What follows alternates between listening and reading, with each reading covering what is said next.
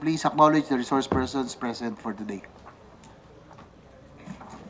With the indulgence of the Joint Committee, the resource persons present here today are from PhilHealth, Dr. Celestina Maria Jude P. de la Serna, ASEC Federico V. Buan Jr., Mr. Ruben John A. Basa, Dr. Israel Francis A. Pargas, Engineer Jovita Aragona, Attorney Jermaine Lim, Dr. Dennis Mas, Gregorio C. Rulyoda, Nerissa R. Santiago, Dr. Clementine A. Bautista, Attorney J. Villegas, Dr. Narisa Portia J. Sugay, the PhilHealth Board members, Dr. Anthony Lichon, Dr. Roy Ferrer, Dr. Roberto Salvador, Mr. Emmanuel Doc, and from the Commission on Audit, Ms. Rebecca Ragsag, Ms. Minerva Kabigting, and also from the Department of Health, the Secretary Francisco T. Duque III, USEC Mario C. Velarde, from the Governance Commission for Government-Owned or Controlled Corporations, GCG, Attorney Michael Pabalinas, Attorney Michael Valmora, and the Philippine Hospital Association, Dr. Jesus M. Hardin, and the Private Hospital Association of the Philippines, Dr. Rustico A. Jimenez, from the PhilHealth Workers of Hope, Integrity, Transparency, and Empowerment, Ms. Maria Fe R. Francisco, and Ms. Lourdes Bernas. That is all, Mr. Chair. Thank you, Committee Secretary. Likewise, the Chair would like to acknowledge the presence of my colleague, the Vice Chair of this committee, Senator Risa Ontiveros. Thank you, ma'am, for joining us. Anyway, the Chair would just like to give a brief opening remarks in the continuing hearing for today. Nababalot ngayon ang kontrobersya ng PhilHealth, alegasyon ng maling paggamit ng pondo ng bayan. Naririto tayo ngayon para mailantad ang mga anomalya at mabigyang kasagutan ang mga katanungan. Isa na dito ang 10 bilyong piso laan para sa ating senior citizens. 10 bilyong dahilan upang may managot para sa pansamantalang ito. Pagsasamantalang ito sa ating mga nakakatanda. Nais nating malaman sino ang pasimuno, saan napunta, at sino ang makasabwat. Sino sa matinong pag-iisip o makonsidera na galawin ang pondo na nalaan para sa kalusugan. Habang patuloy tayong nagsisikap na mapabuti ang kalagayan ng kalusugan sa ating bansa, nakakalungkot malaman na mayroong mga tao na sumisira sa ating mga pinaghirapan. Alamin natin kung sino nakakasira, panagutin natin sila, magsimula tayong magkumpuni at sumulong muli. Pagkatapos ng lahat ng ito, makakasiguro ang lahat na gagawin natin ang lahat para mapabuti ang PhilHealth. Ang nakakalungkot po rito ay gumanda ang coverage ng PhilHealth noong mga nakaraang taon. Ngunit nung gumanda naman ang coverage, mukhang marami rin ang nagsamantala. Diyos po sa mga napag-usapan, through fraudulent claims and others, which we would want to uncover so that we can also plug the holes or stop the hemorrhage, so to speak. So, bago ho natin maipasa ang Universal Healthcare Program, we want to make sure that the PhilHealth, the prime agency which is tasked to implement this landmark legislation which we are about to pass, remains healthy. Sabi ko nga, how can we offer health when the financial situation is unhealthy? So that we would want to find out, questions we want to answer this afternoon. I believe my co-chair also would like to give her opening statement. Thank you very much, Mr. Chair. Before I proceed, may I recognize the presence of my colleagues, Honorable Arlene Arcillas and Honorable Ana Suarez, both members of this oversight hearing, Senator Risa. Maraming salamat po sa muli ninyong pagbabalik dito sa ating continuation ng oversight hearing. I think, Mr. Chair, marami tayong pending questions from the last hearing, but if I may suggest lang po, which is, I think, one of the most important siguro na mapag-usapan natin talaga are the systems and process mechanisms in place in the PhilHealth that affects everything. So, yun pong mga polisiya na meron sila. I'd like to, I read the joint statement of Philippine Hospital Association and the President herself on the reconciliation of the unpaid claims on different facilities, right, sir? But siguro po, higit pa doon, we're not talking about the unpaid claims lang no? So, ano ba talaga yung nakakaapekto dito sa mga problema na ito? Which I think this is a good venue for us to talk, no? Yung maisaayos natin ang mga polisiya, sistema again, mechanisms, everything, para po sa ikagagaling ng sambayan ng Pilipino po pagdating sa serbisyong pangkalusugan. Maraming salamat po. So last week we ended up, we are still on the fraudulent claims and other issues that may have been bleeding the PhilHealth. Wala pa ho tayo doon sa ibang issues, but we will probably tackle that hopefully in the course within in today's hearing. Probably PhilHealth sa ROIC, Dr. De La Serna, would you want to give a statement before to start the ball rolling? Maraming salamat po. To the honorable members of this joint congressional oversight committee on the National Health Insurance Program, good morning. I am privileged to present to you today on this third hearing of the Joint Congressional Committee on the Health Insurance Program, the men and women who comprise the top management of PhilHealth.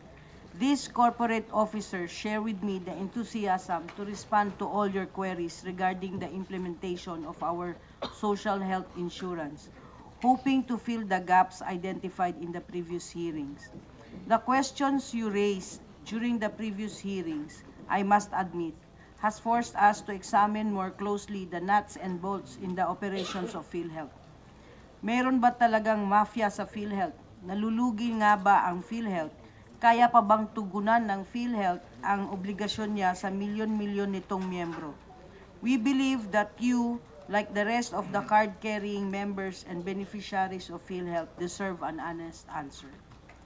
On the first question, let me assure you, our dear senators and congressmen, that the present leadership of PhilHealth do not and will never tolerate corruption, as this is our promise to our President and the Filipino people. We are not at liberty to disclose details, but we assure you that the new PhilHealth management is taking seriously reports of corruption within the organization. Suffice it to say that we are working closely with other government bodies, investigative bodies such as the Presidential Anti-Corruption Commission, the Department of Justice, and the NBI on these issues, as we are not covered by legislative immunity.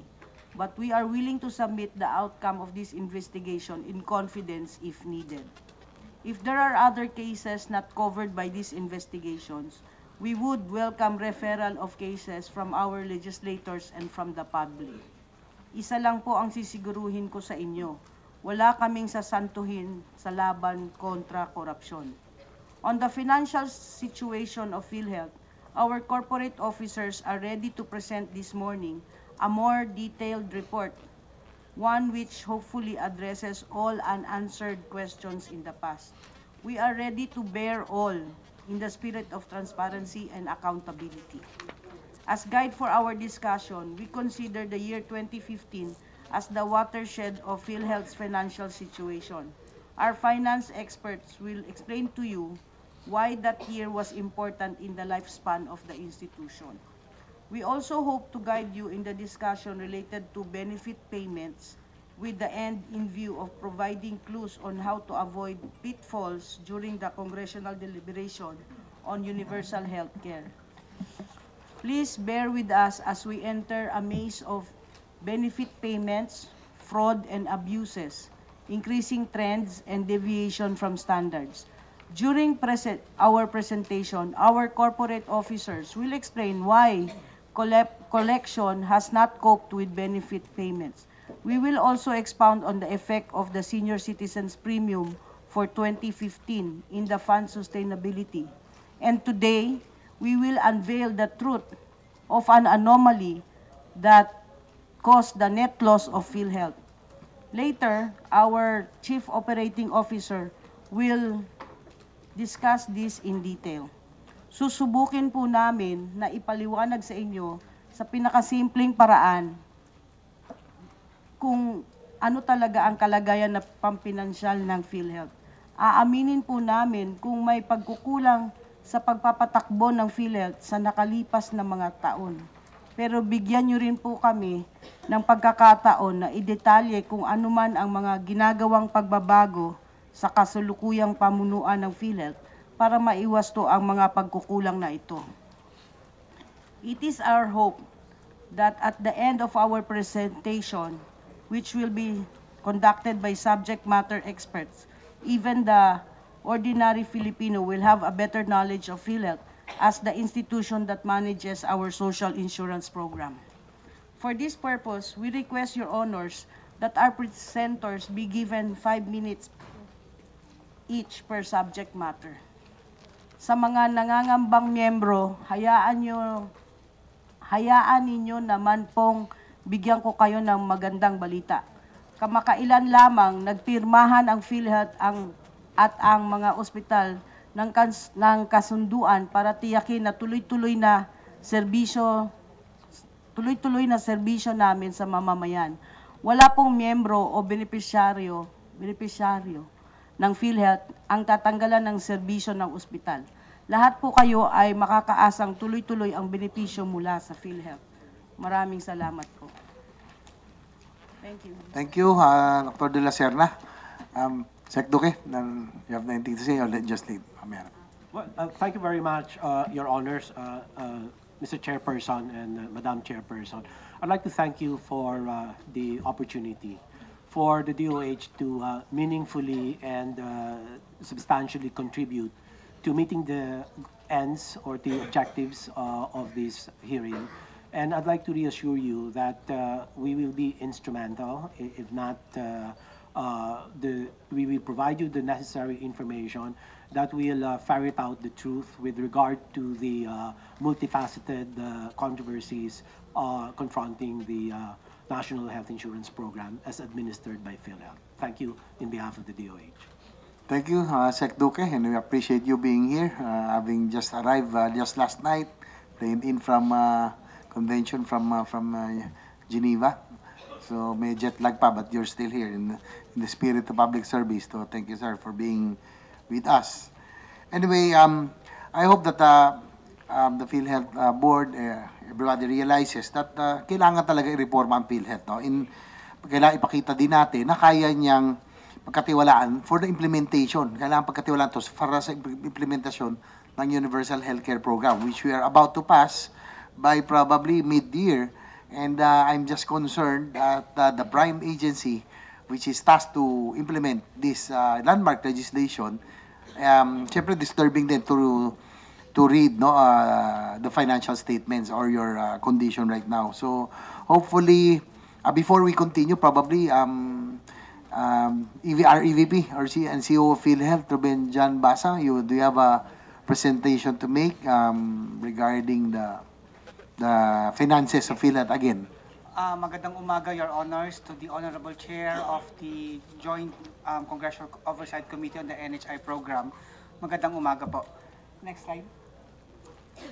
As extensively discussed in the last hearing, it is our primary concern to ensure the sustainability of the program. It was discussed in the last hearing the double posting in the benefit payments of our regional office in the amount of 4.7 billion, and the matter is currently being under investigation within PhilHealth. Still, there is a gap of about 4.2 billion. However, we would like to emphasize and point that the said amount is not an actual loss for the program.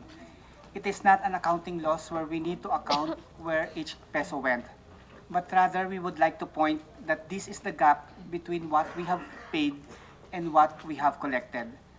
To put it in another way, what factors drive up our benefit payments and why our collections has not matched up to these benefit payments? We would be presenting factors or drivers of increased benefit payments, the state of our collections, and lastly, a discussion on the unrealized premiums for the senior citizens one which has severely affected our financial sustainability. Next. As regards benefit payments, we would be showing some figures which would indicate which member categories have seen increases in our benefit payments and which cases or conditions have continuously been among the top payments for PhilHealth. To reiterate and emphasize, we are not saying that the quote loss, unquote loss is because of these factors. Ang sinasabi po namin ay ito ang mga dahilan kung bakit mataas ang aming bayad sa benefits, and after which our Chief Information Officer would be showing some trends on availments for some case payments. Next. After that, our Chief Finance Officer would be discussing the status of our collections, particularly for the employed sector, and the efforts as well as interventions we have instituted to increase them.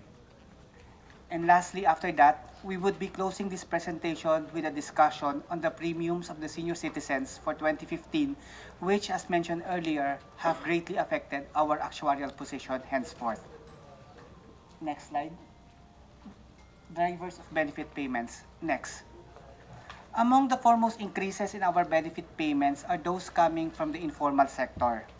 The informal sector, Your Honors, is the most diverse membership category of PhilHealth. They are your ambulant vendors, your seasonal workers, your professionals without formal employment. In sum, they are those who are not formally employed, not fully employed, but have some means of income that they could not be covered as indigents. Ever since PhilHealth started the program for the informal sector, which we initially called the Individually Paying Program or IPP, our benefit payments for this segment has continuously exceeded collections. In 2014, we paid 10 billion, but we collected only 3 billion pesos. Last year, the gap between benefit payments and collections have widened even more when we paid 22 billion while we only collected 6 billion from this membership category. Next slide. This would be about the senior citizens. Right from the passage of this Honorable Congress of the mandatory coverage of seniors in November of 2014, PhilHealth automatically covered all seniors from the effectivity of this act. PhilHealth received no funding for that particular year and the next in 2015, and only a partial payment of premiums in 2016. That year, we paid 18 billion in benefits while premiums only reached 7 billion pesos. For 2017, PhilHealth paid 19 billion and received 13 billion for the coverage of senior citizens. Next. Among the drivers of benefit payments among members, we would also like to cite the Point of Care program. The Point of Care was introduced by PhilHealth to provide for on-site, at the point of care, meaning in the hospitals, availment for those without active coverage. This means kapag walang PhilHealth at siya ay nasa ospital, pwede niyang bayaran ang kanyang PhilHealth at siya ay makaka-avail ng benepisyo. In insurance, this is known as adverse selection, as this means 100% availment. Pero ang PhilHealth ay para sa lahat. And in 2017, we paid more than 7 billion for the Point of Care program, but we only received a little more than 1 billion in premium contributions. The decline in 2017 was because of the allocation from Congress for a similar program known as the Point of Service. To date, Your Honors, the Point of Care and Point of Service are being implemented side by side by PhilHealth. Next. The slide on your screen shows the top benefit payments of PhilHealth in the last years. Together, they account for almost a quarter of PhilHealth benefit payments. Incidentally, among the top claims of PhilHealth are also the corporation's initials, PHIC, pneumonia, hemodialysis, infections, and cesarean sections. It used to be cataract, but with the strict intervention and rules of PhilHealth, it has not now been replaced by another C, cesarean sections. And at this point, I would like to ask our Chief Information Officer to discuss the trends in benefit payments, as we also call on our partners from the hospital industry to take note of the trends that we would be presenting and help us address the issues and help us police the ranks of our providers. SVP Aragona. Yes, ma'am, you have the floor, please. Engineer Aragona. Good morning, Your Honors. The Third Joint Congressional Oversight Committee on the National Health Insurance. I will be presenting the insurance claims report, which we call the Data Analytics Report. And this was prepared and analyzed po ng aming HIDAC, the Health Insurance Data Analytics Committee. The creation of the HIDAC actually started this March 2018. The objective actually is to be able to address the many issues, problems of PhilHealth, particularly on the fraud. Because we believe that at this point in time, we need to sit down and look at the data because these are evidence data and this could be our way forward on how we will be able to at least analyze and then address the issue. The monitoring of claims, reimbursement, and processes, these are inherent functions of PhilHealth. Another good thing that happened in PhilHealth is that we are able now to use the business tools for us to be able to analyze our data. Unlike before that we cannot have a holistic or correlated view of the data from different systems, but because of the tools that we have adopted, we are in a better position to assess the status, particularly on addressing fraud in PhilHealth. So it is because of these tools that we are able to determine now the likelihood in claims reimbursement using these determinants of fraud. Next slide. So, simple lang po, no? When we did our analysis of the data, we focus on 4 determinants of the possibility of fraudulent claims. So, isa po na doon yung claims volume, amount, and then yung proportion. Pag sinabi po naming proportion, that's the number of claims paid over the total number of claims paid. We look also into the bed occupancy rate, which is the rate of the bed turnover for the accredited bed. And of course, we did look also at the annual increases. So next slide. So beginning with the first presentation here, we identified top 5 claims. So ginamit po namin ang 2014-2017 data. So here you can see that pneumonia topped the list in terms of claims amount. And it has always been the number cause of reimbursement in PhilHealth. Now with this data, we took data also from PhilHealth. So sabi namin, we try to compare the data. So ang DOH, meron silang tinatawag na PhilHealth Services Information System. So we look at the 2014, 2015, and 2016 data. So with this, it shows that pneumonia cases in the community per DOH are much lower than what PhilHealth says its claim. So with this figure, for every 10 PhilHealth pneumonia claims, only 7 to 8 are being reported in FHSIS. So yun po yung aming assessment. Next slide. And pneumonia claims were observed to be consistently higher among our low-level health facilities, particularly among infirmaries. So it also shows that one facility even registered 96% pneumonia in the claims. Sorry po. Next slide. We have bed occupancy rate. So this is the rate of bed turnover for the accredited bed.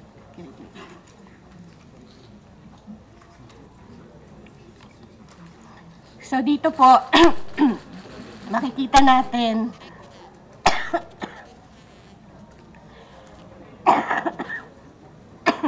sorry again. The bed occupancy indicated that government facilities were overutilized. Private infirmaries and level 1 facilities with high pneumonia claims were also shown to be managing patients beyond the bed capacity. So actually, it raises the questions of the quality of care provided to the patient. High turnover of patients to accommodate more patients and less staffing complement to look after the patients. So this is how we compare that using po the bed occupancy rate. So makikita niyo po on the right, ang bed occupancy rate even exceeded 200%, and that's quite alarming, no? So if you're going to have that as basis for our bed occupancy rate. Next slide, another disease or illness that we look into, yung tinatawag po nating sepsis. Although it is not in the top 20 prior to 2015, but it jumped significantly over the past years. it ranks 11 among the most commonly filed claims, and it is even more apparent in some region of the country. Now, the sudden rise in sepsis was observed when the restrictions in pneumonia, such as the 4-day length of stay availment, was imposed po. So, PhilHealth pay 32,000 peso for sepsis, while it pays 15,000 and 32,000 for pneumonia, moderate risk, and high risk, respectively. So, ibig sabihin po, there is probable cause of what we call behavioral. Engineer, pakiulit nga ho, magkano ho ang PhilHealth, ang rate sa sepsis? Sepsis is 32,000 po for ang pneumonia, sepsis. 15,000. 15 for moderate risk and high risk po, 32,000. So, yun po. So, yun po. There's probable cause of what we call behavioral migration of health facilities from pneumonia to other illnesses, which can be sepsis po in this case. So, next slide, yung isa rin tinignan po namin, yung cesarean section. So, based po sa data ng DOH, FHSIS report from 2014 to 2016 showed a markedly lower number of other deliveries, which includes cesarean, occurring in a health facility.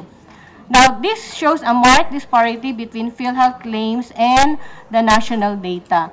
So, yung nakikita niyo po dun sa green, FHSIS, yun po yung based on FHSIS DOH data. So, based on our computation, 6 out of 10 cesarean reported to PhilHealth are reported to DOH, whereas the 3 remaining are none. Further, with this data, it shows that for every 3 normal deliveries, there's 1 cesarean.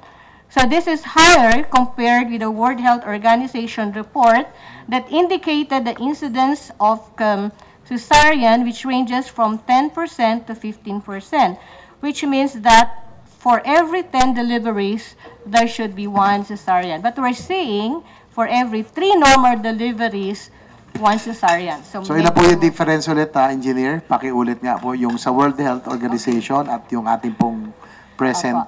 Yung sa World Health Organization report, incidence of cesarean ranges from 10% to 15%, which means that for every 10 deliveries, 1 cesarean. 1 cesarean. So But sa atin po, for every we're getting 4, for every 3 normal every 3. deliveries, meron tayong 1 cesarean. Wow. So, yun. So at tayo lang ba ho sa buong mundo ang ganito ang porsyento? Dapat 10% lang. 1 out of 10, 1 supposedly. out of 10, okay. So we are doing 1 out of 3. Yes po. 1 out of 4. Yes po. Sige, And- Dr. Richard, sige ba? After, probably you have Sir, anything? ano lang, Sige ba? 1 second. Sir, kasi align sir sa first question nyo about the pricing of the case rate sa pneumonia, 32 and then 15 for moderate, then sepsis 32. The case rate, sir, for cesarean is 19,000. Then for Normal delivery, how much? normal delivery, 6,000, sir. So difference of 13,000. Next, Sige po. next slide That po. will take note of those. The next slide will show us that the ratio of the normal deliveries to cesarean deliveries is actually decreasing, no? Yung normal, nagde-decrease na siya. So, yun po yun sa deliveries. So, if you see, our HIDA crew focus on pneumonia. We also focus on sepsis and also deliveries. So, the parameters are, we have the volume, we have the amount, we have the proportion, we have the bed occupancy rate, and also the increasing trends niya, if it is increasing or decreasing. So next slide. So we have much more to do, no, with the HIDAC, but I would like to summarize now based on those scope of work that we have done. So the summary is, there's unusual pattern based on what I have identified po, yung parameters, and the tendency for diagnosis to be shifted to other disease conditions. Parang naghahanap, no, after. When the diagnosis is not compensable under PhilHealth rules, if there are stricter rules, and if the case rate amount is higher than the real diagnosis. Next slide. Now, this last slide, Your Honors, is very important to us. because even before these incidents, we have a lot of works that have been undertaken, no? Particularly by the HIDAC and some key officers of the corporation. So when we have the HIDAC result, we already endorsed these facilities for investigation. So nag-start na po, we gave the list to our investigation department, the fact-finding investigation, and enforcement department. So naghintay po kami ng result. And then with the data, nakita namin na there's something that we have to improve, even our processes, no? So nakita namin that we need to strengthen more our monitoring, central office and regional offices. And then we look at some processes na pwede natin improve para naiwasan natin yung mga nauunang pag-process ng claim, first in, first out. And of course, the most technical innovation that we would be implementing soon, we are going to use machine learning for our fraud detection. And we are very much thankful that the board actually approved this last year, and we are procuring this year. And then what you heard actually from me is what we call the data-driven transformation po namin. Because of the data, marami po kaming nakita, and we expect more to see as we go through the regular conduct of this data, analysis and transformation that we would like to be done continuously in PhilHealth. And very important, and I know this is very critical for all of us, is the data sharing. The only way is for us to check also with other agencies, particularly Department of Health, para makita natin kung gaano kalawak ang fraud if we have, kasi DOH data also collects data. So with this, sir, thank you, and we hope that this will give us some clear understanding of where the fraud or the possibility of fraud in PhilHealth. Maraming salamat po. Thank you, Engineer. Maraming salamat. No? Siguro si our EVP. Sino ba next? John Bas. Si Mr. Relioda, our sa finance po natin. No? So, sige, go ahead with your presentation. Magandang umaga po, Your Honors. At magandang umaga po ulit sa ating lahat. Improved collection efficiency is one of the identified measures to sustain the National Health Insurance Program. Collection efficiency expresses the effectiveness of collection efforts over potential collections which are based on the registered employers profile in the membership database of PhilHealth. The closer to 100%, the more effective the collection effort is. Setting up the criteria is very crucial in setting the target of each of the operating units. PhilHealth's target, based on potential collections as actuarially computed, is to reach 95% collection efficiency rate for the private sector employers and 97% to 100% for the government employers. This was a commitment to the GCG, wherein 95% of collection efficiency rate for employers in private sector with more than 10 employees. Next slide. For the year 2017, PhilHealth was able to record an income of 106.58 billion pesos. Private sector comprises 35% of the total collections, which is equivalent to almost 36 billion, while the government employees represents 12% of the total collections with 12.24 billion pesos. Next slide. We want to thank all the government agencies because, as you see in this slide, it is noteworthy to mention that PhilHealth's collection efficiency rate for the government sector is more than 90%, and as of December 31, 2019, it is 91%. But we want more. It should be 100%. The difference is most likely contribution among or coming from the local government units. However, PhilHealth needs double overtime in its collection efforts with a focus on the collection from the private sector employers. Though tumataas po ang collections natin in terms of amount and collection efficiency rate po naman natin ay di gaanong umaangat. Marami pa ring mga delinquent employers. Ito yung mga employers who have missed payment of the monthly contributions for at least 1 month within a 6 months period. There are also under-remitting employers who are remitting and reporting contributions for all its employees that is less than the amount of premium prescribed by the corporation, and or employers who remitted the prescribed amount of contributions but did not include all its employees. Yun pong tinatawag nating selective remittance. There are also non-remitting employers. Ito po yung mga employers who have not remitted any premium contribution in behalf of its employees from the start of their operations. We also notice non-reporting employers. These are employers, registered or unregistered employers who may or may not have remitted premium contributions in behalf of its employees and has not submitted any report for at least 1 month within the 6 months period. Geographically, herewith is the performance of our operating units. Luzon, except NCR, 58% collection efficiency for the private sector. National Capital Region, 69%. Mindanao area, 56%. And the Visayas area, 52%. Kaya minabuti po natin na magkaroon ng isang strategy na kung saan we establish targets of our operating units, in our case, the regional offices, based on accounts and not on amount for this year, 2018, to achieve 95% collection efficiency rate. We shifted to activity-based collection performance and focus on large accounts. Intensified our employer visitation as we are allowed by our new charter, and validate if employers are paying the right premium through the securing of our payrolls. We are updating the employer profiles and determine actual employee count.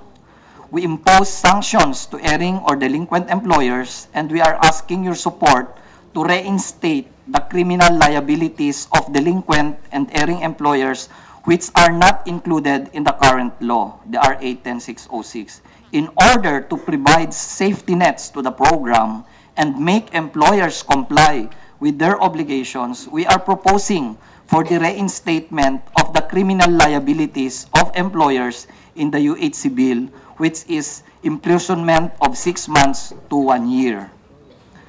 We are also appealing to all employers to pay the right amount, pay on time, and pay all their employees. Yun lang po at magandang umaga. Okay, thank you, Sir Gregorio Orolioda. Siguro quick, medyo lang ako sa nabanggit mo tungkol dun sa mga, sa collection, tungkol sa collection regarding the non-remitting employees, under-remitting employers pala. What does PhilHealth do? Do you file charges? Meron ba na po prosecute na sa inyong legal department? Siguro anybody from the legal department can answer. Probably ito yung isa sa mga problema natin sa ating gobyerno. In the other agencies also, kaya nagpapatuloy ang gumagawa ng ganitong mga kababalagan o anomalya because nobody is prosecuting. No? Walang nagsisilbid deterrent. Kinakailangan talaga may managot. So anybody can, Your Honor. The lawyers of PhilHealth, Attorney Jermaine Lim, please. Yeah, Your Honors.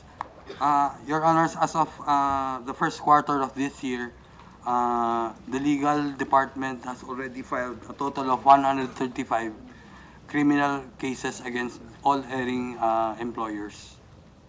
So far, Your Honors. But as noted by SBP Relioda, parang walang teeth po kasi yung criminal cases because there is no sanction of imprisonment but only a fine of 5,000. So fine lang po, no, sa ngayon. 5,000 per employee. Per employee. Yes, Your Honors. So what is your recommendation? What do you think, attorney? Bakit yun nga walang teeth because walang imprisonment? Yes, Your Honors. Walang kumbaga siguro sabi ng mga employer, di bale kung mahuli naman, magbabayad lang akong fine, wala namang makukulong. Ganun ba? Maybe that's one of the reasons. So I concur with the recommendation of SVP Relioda that the penalty of imprisonment be reinstated through legislation, Your Honor. Yeah, that's why we got all the hearings being conducted here are in need of legislation. So we would want to take note of that. So to add more teeth because we just have to plug the holes, no? We have to stop the hemorrhage, no? Ang nakakalungkot kasi dito that the PhilHealth ang ganda ho ng ano natin napakaganda ng ating intention to serve all Filipinos. In fact, gusto natin 100% coverage. Naging madali ang pagkuha ng pondo sa PhilHealth. Ang nakakalungkot to hear fraud na meron pang mga nagsasamantala. And I'm sure there are. No? So, that will be the challenge of hindi naman ho nang nagsimula lang sa inyo, malamang noon pa, no, in the past PhilHealth administration, probably from below, yung po nagsimula. So that will be the challenge. So yung po dati meron hong imprisonment. Kailan ho natanggal? Previous to the amendment of RA 7875, the penalty for such offense was imprisonment for 6 months up to 1 year. But it was removed under the amendment under RA 10606.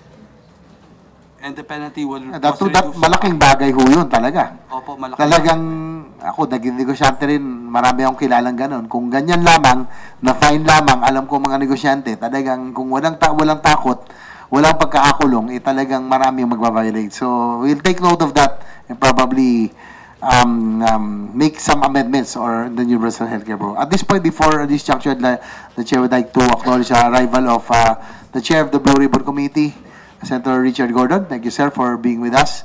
But before we continue, Senator Ontiveros, because she has to go to the Commission on Appointment. Actually, I have to go there as well. But go ahead, ma'am, for your questions. Salamat, Mr. Chair. At pasensya na po, Mr. Chair, mga resource persons and mga ginagalang na colleagues sa House.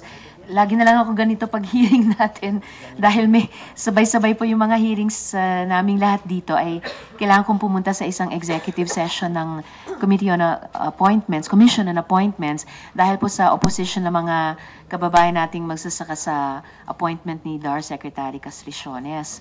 Pero before I leave, hindi ko na po itatanong ngayon, Mr. Chair, i-make of record ko lang po ulit yung itatanong ko sana, hopefully for the next hearing.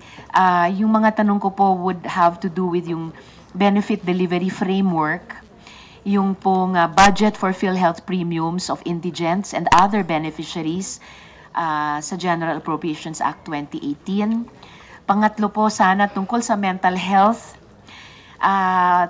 Pang-apat, automatic coverage for PWDs. Yung Universal Healthcare Bill na champion dito sa Senado ni Chair JV.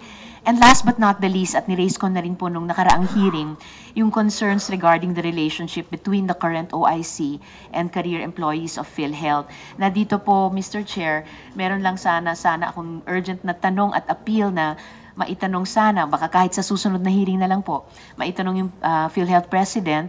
And while I respect the actions of the PhilHealth CEO within her prerogative, if there have already been efforts on the part of management to reach out to other career employees. Alam ko na may FISEA tayo sa PhilHealth at meron din tayong manifestation sa unang hearing ng PhilHealth White. And I hope that these issues can be resolved internally considering the anxiety they're causing everyone who depend on PhilHealth for their health benefits. So last but not least, Mr. Chair, siguro maririnig din po ng mga kasama na yung tenor po ng mga tanong ko ay kahit the past several years, binabayo ang PhilHealth ng iba't ibang mga issues. Still, sa karanasan ko, 2 taon lamang, bagamat 2 taon sa pagtrabaho sa board ng PhilHealth 2014-2015, nagkaroon po ako noon at nananatili ang isang pakiramdam na solid yung fundamentals ng PhilHealth. And yung mga hinaharap na issue sa fraud, potential fraud, ay hindi unique sa PhilHealth. Yan ay mga hamon sa kahit anong health insurance or health financing system na makikita natin kahit sa ibang bansa. So ang hamon talaga na pinangungunahan ni na Chair JV at Chair Helen ay paano namin sa legislature masuportahan ang DOH at ang PhilHealth na higpitan talaga yung mga controls sa pag-administer ng mahalagang kaperahang ito. So maraming salamat, Mr. Chair, at sa pasensya ninyo, and I promise to participate in the next hearing kung may itatawag po kayo. Salamat po. Anybody could answer siguro sandali yung mga questions or sino ba pwede si O. Jan Basa? As regards the question of the Honorable Senator, as regards mental health, it is one of the priority conditions that we are looking into. We have identified the 48 priority conditions. Ito po yung highest burden of disease kung saan talaga ang 80% of the conditions would be addressed. Mental health is surely one of those conditions that we are looking into.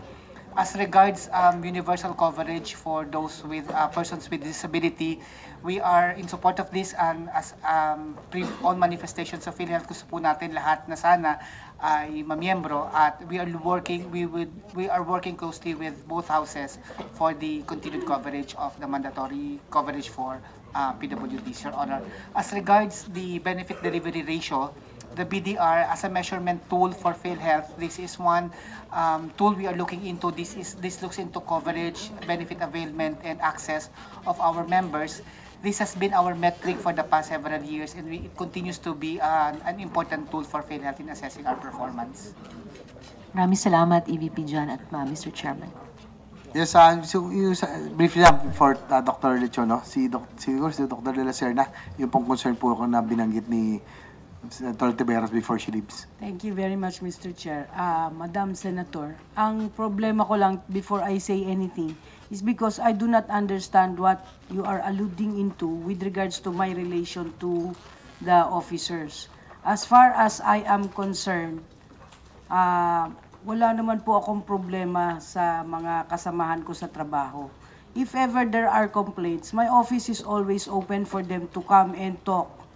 I don't know, there's no particular, I wish you could, tell me a particular issue so that I can answer on the particular specific issues that we are pertaining to. But in general, I don't feel that I have problems. Although the new board as well as the new management right now has implemented all the disallowances, that probably is the issue. Kung yun yung itinutukoy po ng good senadora, because I don't understand kung ano. Yes. Thank you, Mr. Chair. Madam President, Mr. Chair, nagulat lang po ako na sinabi po ni Madam President na hindi nila naintindihan itong huling tanong na i-raise ko sana ngayon at i-raise na lang sa susunod na pagdinig, dahil kahit sa naunang hearing ay meron po akong pitut on record na may natanggap akong list of concerns ng PhilHealth White, mga kalahating dosena yata yon, Mr. Chair, kung maalala ko. And ang binanggit ko po kanina ulit ay relationship di umano ni Ma'am President CEO sa career employees. Hindi ko sinabing officers, but career employees. And in fact, yung isang background dyan ay isang di umano'y rift ng Philippine Central Office at mga regional vice presidents or ilang mga regional vice presidents. At hindi ko po itinampok yung issue ng disallowances dahil COA matter yon. But sorry po, hindi ko dala yung kopya nung 6 na concerns na ni-raise ko previously. So ang sa ngayon, dahil nga paalis ako, inuwi ko na lang dun sa tanong kung nag-reach out at yung pag-asa na ma-resolve ito, mga issue na ito internally. Salamat, Thank you, Senator Tiberos. Actually, those concerns regarding the mga employees, we'll just take it up later para hindi magulo. We are already on sa fraudulent claims, and then after that, yung sa senior citizen na, sa 10 billion, yung presentation, who will make the presentation? Kayo rin po. Tanong ko na pa briefly before we go into that. I think yan yung concern, alam din po ni Senator Gordon yan, no? Yung pong doon po sa fraudulent claims, ano kaya ang impact nito? Hindi niyo ba na how big is the impact on the finances? Pero na ba tayong estimate? Siguro engineer, yung po sa inyo pong study kanina, ilan kaya ang inyong estimate sa fraudulent claims? Medyo malaki kasi naka-alarm, no? Parang may spike talaga doon sa claims on pneumonia, sepsis, cesarean, and so on, no? Medyo, kung i-compare nyo past 2 or 3 years, medyo malaki ho yung increases. Sige ma'am, briefly before we go to the 10 billion senior citizens fund. Mr. Chairman, just a question. I just met with the people from Mindanao. And I don't know who can answer this, but I've read the papers as well. It would appear na maraming mga concerns ngayon ang mga hospital na hindi nababayaran ng PhilHealth. yung mga claims. And this is exacerbated even government hospitals na may mga hospital na bumaba ang budget tapos hindi pa makabayad, nadadarang yung kanilang budget dahil nag-aabono sila o nalulugi sila. Ano ba talaga ang sitwasyon diyan? Talaga bang may problema kayo magbayad sa mga collections or matagal, gaano katagal ang bayaran? Dahil alam niyo naman yung mga yan, hand-to-mouth existence yung mga yan. Yes. Mr. Chair, Your Honors. Please address it to the chair. Yes, I have may force of habit ako. Kala ko palagi akong chairman, hindi akong chairman. To the Honorable Chair of this Joint Congressional Oversight, to Senator Gordon, as regards claims of issues on backlogs of benefit payments, just recently, last week, Your Honors, we signed a joint statement with the Private Hospital Association of the Philippines for us to do a reconciliation of our benefit payments. This is two-pronged, Your Honors. One is currently nationwide, we have about 17 regions and 11 regions are currently paying within the mandated 60 days. So karamihan po ng regions natin are currently paying within 60 days, except that, Your Honors, as regards some regions we experience due to volume. There are several reasons. One is volume po, talagang dumami po talaga ang claims ng ating mga benefit payments. Secondly, It's a problem of software, of hardware. Yes, sir. And are you doing something about it? Yes, Your Honors. Actually, When are you going to finish that? we have committed within 1 month we would be able to address most of the backlogs with all of them erased within the next 2 months, Your Honor. So you're saying may pera, kaya lang hindi Yes, kayo sir. makahabol. Definitely, sir. You're sure? Yes, sir. Oh, sige. Yes, sir. Kasi yung susunod na presentation nyo, yan ang tatalakayin dyan. And Yes, I would like to forewarn, and out of respect to my good friend and esteemed colleague, the Blue Ribbon Committee intends to continue the hearings on this matter because may reservation ako dyan and I can handle it, the committee can handle it motu proprio. So whatever you say here, I will take into cognition para sa ganon, at the next hearing, and I'm sure Senator Ercito will be there, we will probably be asking you certain questions concerning the next topic that you're going to have. I just want to forewarn you na para yung mga isasagot nyo, dapat consistent sa isasagot nyo sa susunod. So, ang problema nyo, hindi kayo makakope sa dami. Pero ang problema ng mga hospital, ayaw na nila tumanggap ng PhilHealth. So, that's another problem. Hindi problema ng hospital, problema na ng tao yun. So, what are we doing about that? Sige, Dr. Linchon. Mr. Chair, since in aid of legislation, I'm a member of the Committee on Appealed and Administrative Cases. One of the things, sir, na gusto namin pong sabihin dito na meron na ho kaming board resolution. Kasi ho, ang prescription ho ng pagpaparusa, maliit po, 50 to 100,000. Tapos suspension, let's say, ng 3 months or 6 months. So, gusto namin baguhin yon, aligned with the universal health care. Kasi kung suspendido because of fraudulent cases or some other things, mape-penalize naman ang hospital pati yung community. So, sa pinag-usapan namin ho last week, we will propose, kasi nasa charter kasi ng PhilHealth yun, and only a legislation can change that we want to increase the fine for a errant doctor or erring doctor, and then do away with of a hospital, and then do away with the suspension of the hospital. Kasi sir, 50,000, measly lang sir yun eh. Pero suspension nila napakahaba. So ang gusto namin, let's say 1,000 to 200,000 or then times the number of cases, pero not suspend the entire hospital because that will actually be risking the lives naman of particular patients in the countryside. Kaya yun ang isa sa... What about suspension from the practice of medicine? Yes sir, kasama sir sa criminal case yun na nilalodge yun ng legal sector that we will actually file cases against errant cases sa PRC. But you don't have to go finish the criminal case right away. The moment he's found to be fraudulently doing that, yes, he sir, can be suspended by the board of PRC. PRC. Ita-try din namin sir, but ang nakikita namin solusyon para doon sa problema ng PHP, kausap namin si Dr. Rustico Jimenez, Ang problema nila kasi, one fraudulent case, isususpend ka 3 or 6 months. Ang bagal ho ng justice system eh.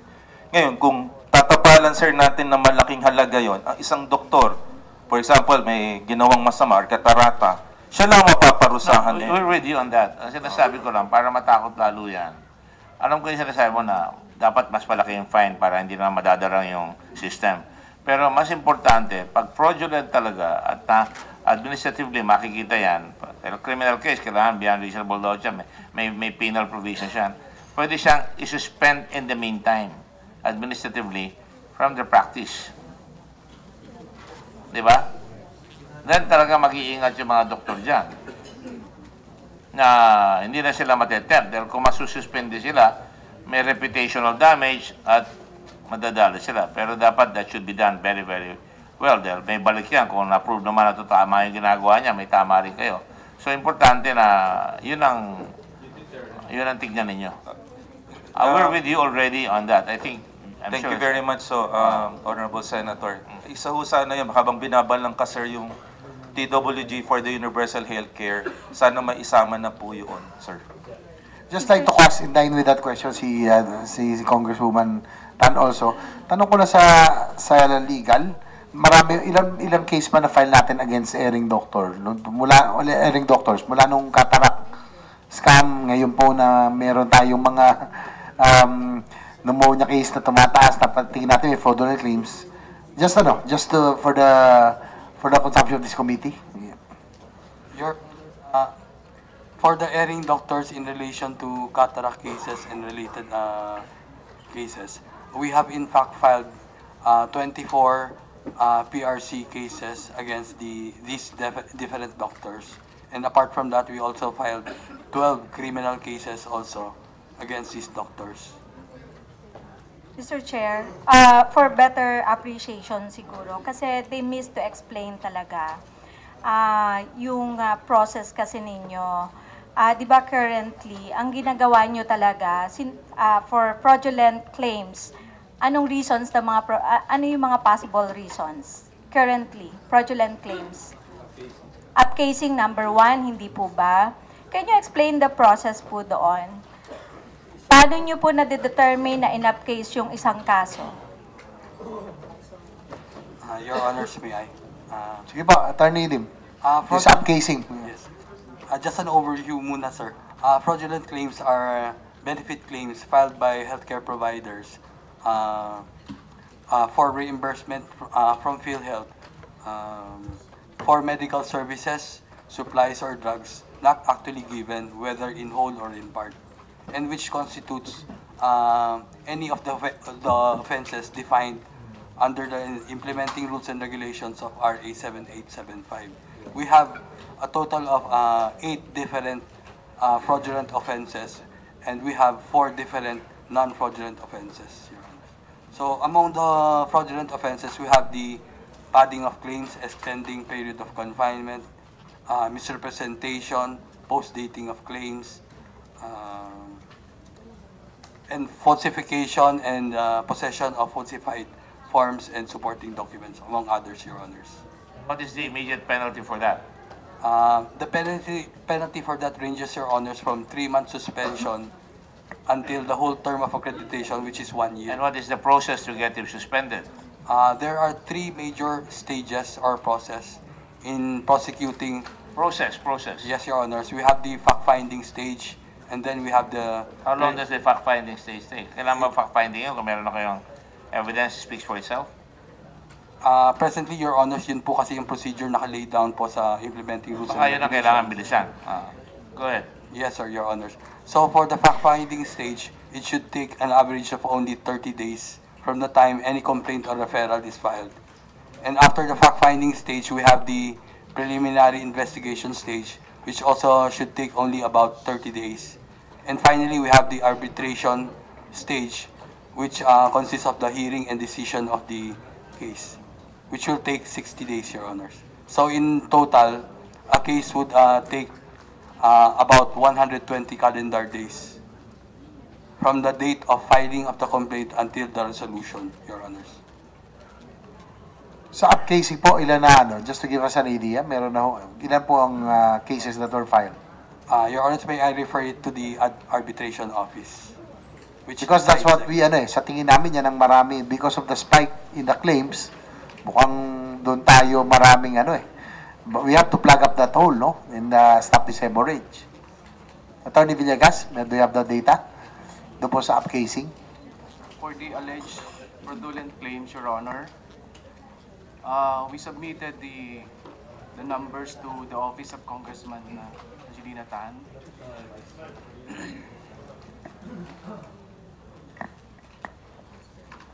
We submitted the numbers to the office of the Congressman Tan. And as of today po, our pending cases po is total po namin ay 197 claims po ang under hearing po sa arbitration office. Naka-file. Bali 195 po sa ngayon. Cases, claims po ang under investigation po na. Under investigation. 197 cases. Ano yan? Kasama po yung upcasing, kasama rin po yung filing of claims, kasama po yung sa cataract. So that is 197 plus 185. No, 195, sir. Ano ba? 197? 195, sir. So yun ang kaso na meron ngayon. Yes, sir. And because of that, nadidelay ang bayad? For only this claim, sir, yun po talaga yung madidelay. And some of this po, nabayaran naman po ang yun.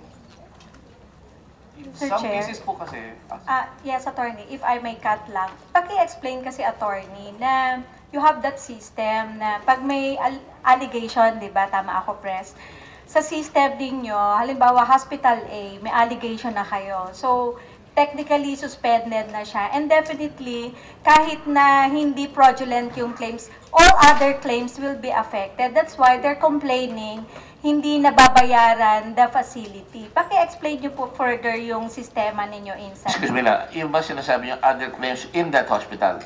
Yeah. So one hospital has a doctor who's practicing badly, nagluloko.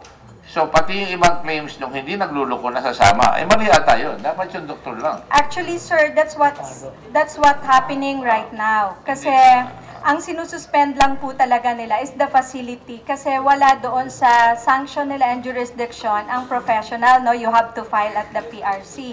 That's the reason why yung upcasing po actually talaga, it's a doctor's, parang siya yung nag-commit allegation, no? Ng acts na yon, fraudulent acts, pero ang epekto po ay sa buong institusyon at kasama yung ibang doctors. Pero siguro explain nyo kasi may sistema daw kayo na makikita nyo doon sa system ninyo na hindi nyo natatag all other claims kasi nga nakasuspend. Tama ba? Who can explain that? Sa inyo ko narinig yun. Doc Ish, I think. Your Honors, Madam Chair. We have list of suspended accreditation. Suspension is coming from a legal decision proceeding, and when it is recommended for suspension, then we close the accreditation of that particular, for example, ma'am, it's the facility, then we will close the accreditation of that facility as suspended. For the crime of one doctor. We also, Mr. Senator, we also have... No, answer my question first. One doctor commits a kalokohan, the whole facility will be suspended, yun ba yan? Yes, sir. Tama ba yun, sa tingin nyo? But we also have... No, answer my question first. Yes, sir. Tama ba yun sa tingin nyo? Isang doktor lang ang nagloko, mabibinbin lahat yung claim ng facility na yun dahil yung doktor na yun lang ang dapat putulin. Di ba? Unless you have a clear case na may collusion yung facility at saka yung doktor, that is the only time you will suspend that facility and that you should really advertise at their cost na itong facility ito hindi namin nire-recognize because may kalokohan nangyari. Pwede ba yun? I'm talking in terms of legislation that hopefully kami ni Senator Harris will present. Yes, Mr. Senator, is it possible? But right now, under our policy, there is a performance commitment being signed by the particular hospital that they are actually responsible for the doings of the doctor. But you are holding hostage the whole system. Dahil one doctor, buong facility, hindi nyo na mapoprocess yung claim ng ibang tao doon sa facility na yon. And like I said, ang pinaka-exception lang doon, kung talagang kasama talaga yung facility sa kalokohan. Now, on your own rules and regulations, probably published, siguro pwede nyo na sabihin, yun lang doktor na yan. At siguro you make arrangements with the Professional Regulatory Commission na that doctor will be announced as suspended from the practice of medicine until he clears it. Then everybody will be scared to fool around.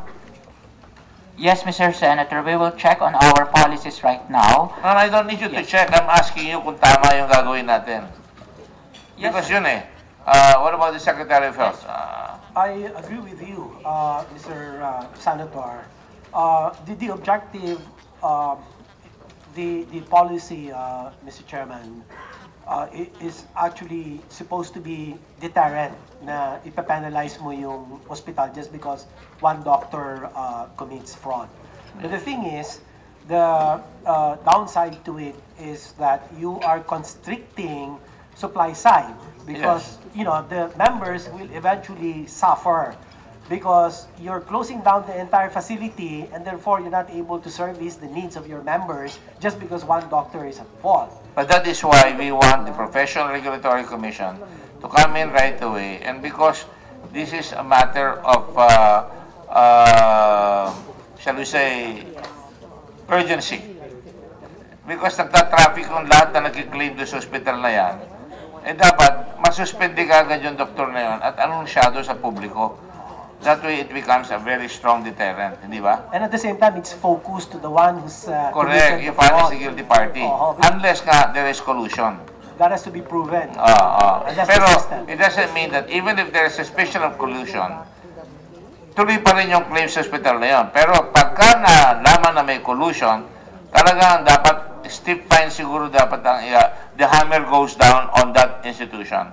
Is that fair? What do you think? I think it's very fair, Mr. Chairman. Hospital Association ba? Ayun pala, Hospital Association. Yes, Hospital Association. Before you answer that, Chair, just like to acknowledge the presence of former colleagues, Senator and now Congresswoman Pia Cayetana. Thank you, ma'am, for being with us. Siguro, Senator Gordon, the Hospital Association can answer, and also yung sa ating Philippine Medical Association. Probably we can find ways on how you will be able to probably help in policing your own ranks, no, para makatulong na rin kayo para ma-resolve yung problema to. Sige po, Mr. Chairman. Good afternoon po sa inyong lahat. I will reiterate what I told in the first hearing na hindi po tama yung sinasabi ng ating mga kasama sa PhilHealth na may proper hearing. Usually po, pag na-suspect na nila na merong kalokohan, sinususpend na po kagad. So, ang problema po, kaya yung tinatanong niyo, Senator Gordon, kaya dumami yung collectables sa Mindanao na nakipag-usap sa inyo, ganun po. Suspended na kaya kagad, so hindi na pa sila makapag-claim. So ang nagsasuffer po, yung mga mahihirap na pasyente, which we do not want. Kaya nga po sinabi ko sa kanila, we will patch notices ang kung magkano kulang nyo, kung magkano nabayadan nyo. So I agree, kung fraudulent po, hindi tayo magbabayad. Pero kung hindi naman po fraudulent, dapat bayadan nyo in 60 days kasi under the law, you have to pay in 60 days. Ayun, kung may problema yung hospital, give them 15 days to answer the claims na mali. For example, yung isang hospital po sa Cavite, nakainitan lang po yung nurse na PhilHealth, sinuspend na po yung hospital. So, ano po ang wala pa akong hearing. No. We're going to, Mr. Chairman, if I may. Lumalawak na eh. Ito muna ang doktor ang parusahan natin. Because ang pinaparusahan nyo, hindi yung doktor lang eh. Yung tao ang pinaparusahan nyo. So, malinaw na yun, no? So, ang suggestion namin, gawan nyo na ng paraan kagad dyan while we go into long-term legislation. Pero dapat magawa ng paraan, punish the guilty party. And if there is collusion, there's a stiff warning already, and then really focus kung may kalokohan yung hospital, and then pwedeng pasarapan na yung hospital na yan. Kung nanloloko sila sa billing, then niloloko nila lalo ang publiko. They become a public menace. Di ba? Talagang buwisit sa bayan yun. So dapat, parusahan yon. Pero hindi yung insurance system ang paparusahan natin, hindi yung tao. Is that okay with all of you? Yes, sir. Yes, sir. Ayun. So, at least meron tayo nagawa na kagad dito. Siguro we go before Senator Gordon, before we go to Philippine Medical Association, sa PhilHealth, kasi sabi ni Congresswoman Dan, may due process naman po kayo na sinusunod. Ipaliwanag nyo lang, kasi ang kiniklaim ng hospital sa private hospitals, bigla na lang pag may suspicion, sinususpindi nyo kagad. Ano po ba ang due process para ho dito sa mga, sige, tuloy yan, dito bago nyo isuspindi o yung accreditation inyo pong isuspend? Yes. Before you answer, Doc, is siguro explain mo lang sa amin accurately, no, from the regional office, yung proseso. Then makikita namin yung gap na saan yung sinasabi po ng hospitals on the due process hanggang sa central office. Yes, Mr. Chair and Madam Chair. With regard to the accreditation process of a hospital or a professional healthcare provider, first it goes through the application at the regional level, and then the regional level will have to evaluate this particular application. Then if it's a facility, then the region will have to do the conduct of survey, and then after that would be, the process is decentralized. After the conduct of survey, then the accreditation subcommittee will now deliberate. If there is no problem, then the accreditation subcommittee will have to approve of the accreditation, and it goes to our system that the accreditation is already approved. However, if the accreditation as per evaluation is denied, because for example, there are several reasons, there is not an updated fire certificate or DOH license as requirement, then the denied accreditation for hospital can go two ways. One, they can again reapply, or they can go through a motion for reconsideration. The motion of reconsideration will now have to be handled by the central office accreditation committee. The accreditation committee of the head office is composed of PhilHealth, the DOH, the PHA, the PMA. So it's a collegial body which which actually discusses and recommends to the President for the either approval of the motion or again denial. Now, with regard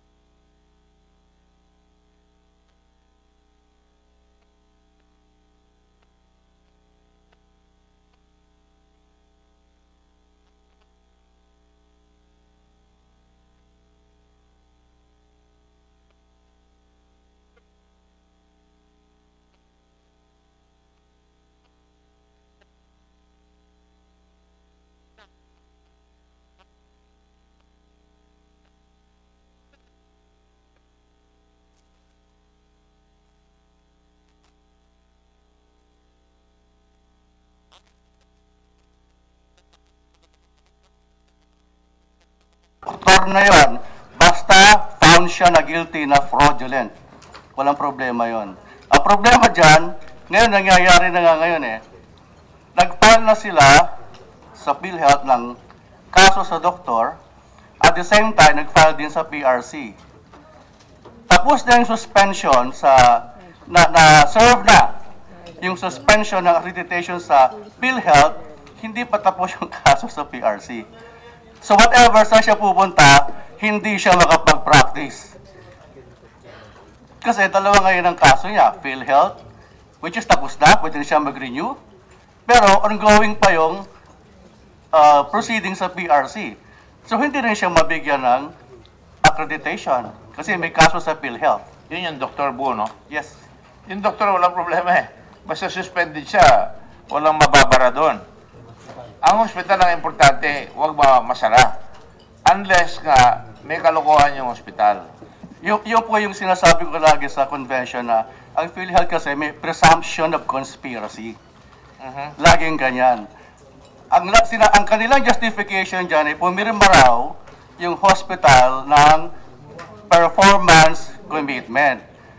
Maski ayaw mong pumirma dyan, hindi kaya credit pag hindi ka pumirma.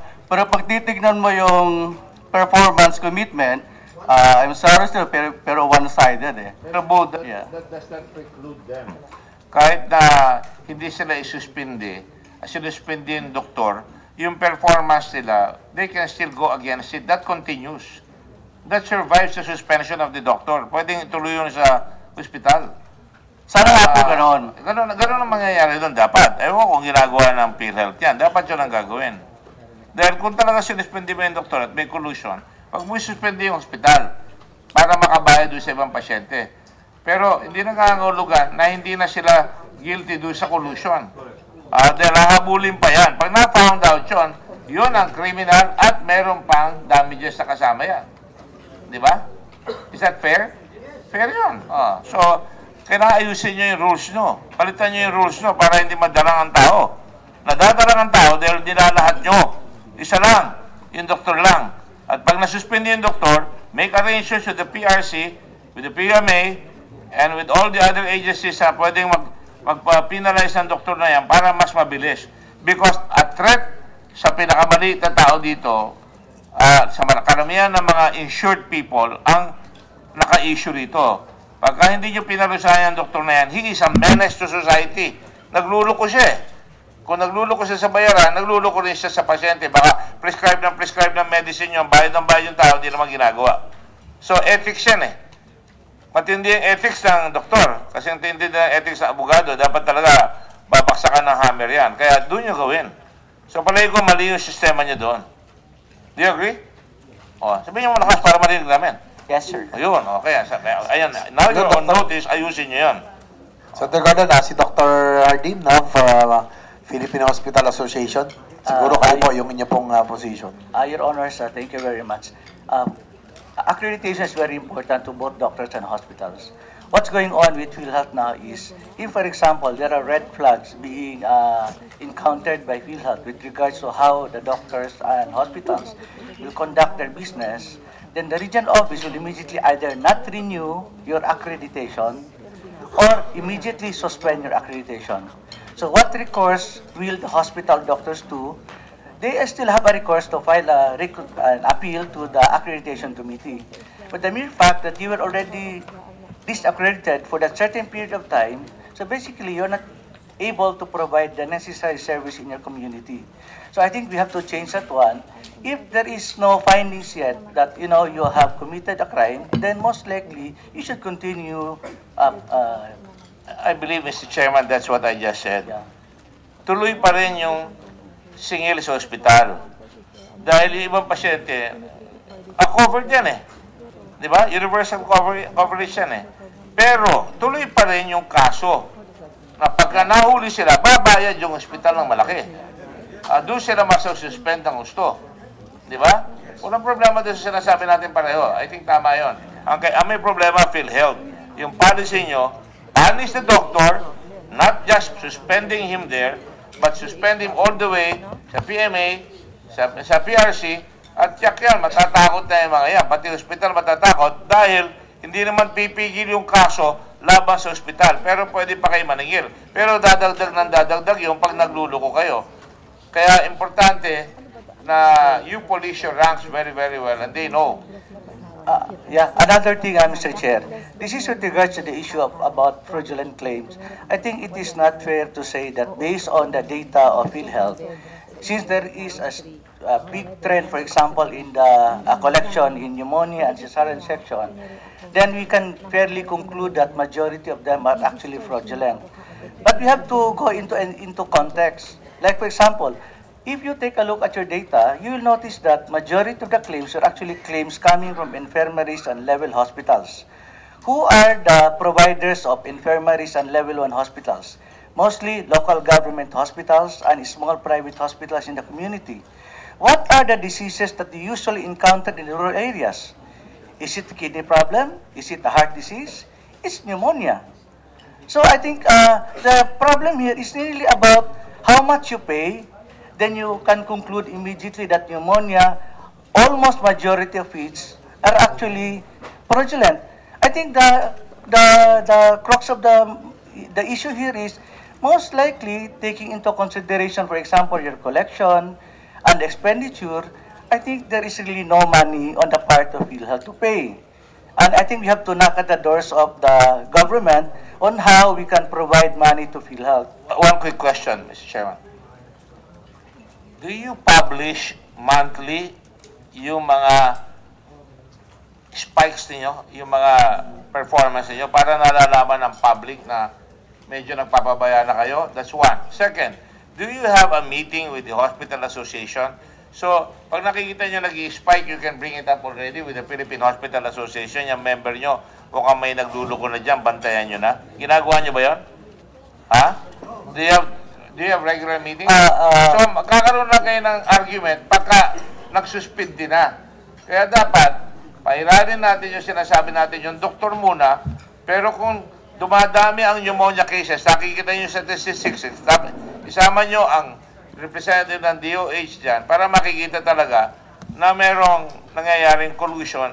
At ang tinakatakot ka dyan, magsama, mag-collude ang PhilHealth at saka yung mga ospital. Yun ang pinakamasama mangyari. So, kailangan merong police na galing sa DOH na makikita nila na may spike na unreasonable, then you can right away blow the whistle and stop the bleeding. In other words, hindi kakalat, lalaganap yung tinatawag natin na tumitigil. Kaya hindi nababayaran ng tao. Punta yung tao sa ospital, hindi nababayaran, napupwersa sila. So, useless yung insurance. Wala na maniniwala yan. So, yun lang po. Siguro, quickly na before, siguro, magbubon lang muna tayo, no? After this, so, siguro, Dr. Hardin, Dr. Liachon, then, probably yung last presentation ng PhilHealth, please be ready, yung po sa senior, kasi malaking ano ito eh. I think this has a big effect on the current financials of PhilHealth eh. Kasi hindi na kayo nabayaran, but you shouldered, no? Yung pong senior citizen. So, after itong issue to will go to you no, para matapos yung presentation. Sige, Dr. Hardin, then... just before we change topics on the seniors, I'll also comment. I don't really care. We can finish this and then just before you go to the seniors. Thank you. The second issue, Mr. Chair, is in context also about cesarean section. The policy of PhilHealth is not to accept, meaning patients who are 19 years old and below, they're not supposed to go to paanakan in government in the rural areas. And for the patients, for example, who are high risk. So if you will notice, why is it that there are an increase in the number of cesarean section? Because there are, meaning high-risk patients are actually being brought to proper facilities, and that are the level 1 hospitals. So maybe it's not because that there is an increase in the cesarean section, and that is fraudulent. The very reason, because there is a very good case finding, and that is also consistent with our commitment to the WHO and that commitment to our Millennial Development Goal.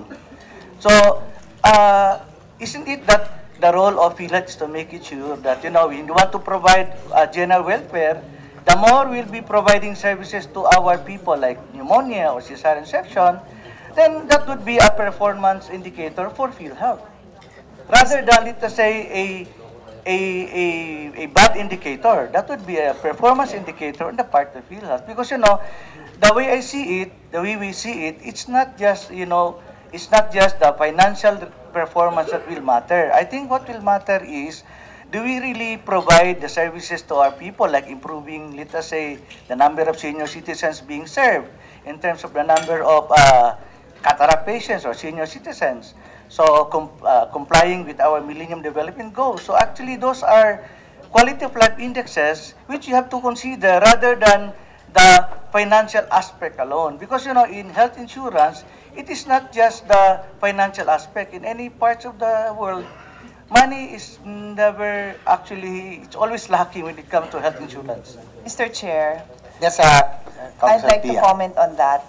I totally agree with Dr. Hardin that it is a matter of looking if the service is actually delivered, and that's why the data now reflects that these services are being rendered. I agree with that totally. So let me mention another case like the data collection on HIV. Pinapakita doon na mataas sa Philippines. But the reality might be is that ngayon lang natin na-improve yung tumataas daw. Baka naman ngayon lang natin na-improve yung collection ng data. Okay. But on that note, I beg to disagree. I will agree that because those high-risk pregnancies are now brought to the facilities that can handle them, then therefore you would see a spike. But the standard of WHO is 1 is to 10 cesareans, and ours is 1:3.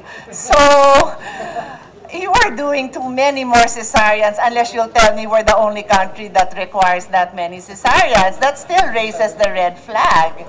So I just want to put that in perspective, because I try to be very reasonable when I make statements or even what may seem like accusations. And that's why I recognize what you're saying, that service is being rendered. Yes, great.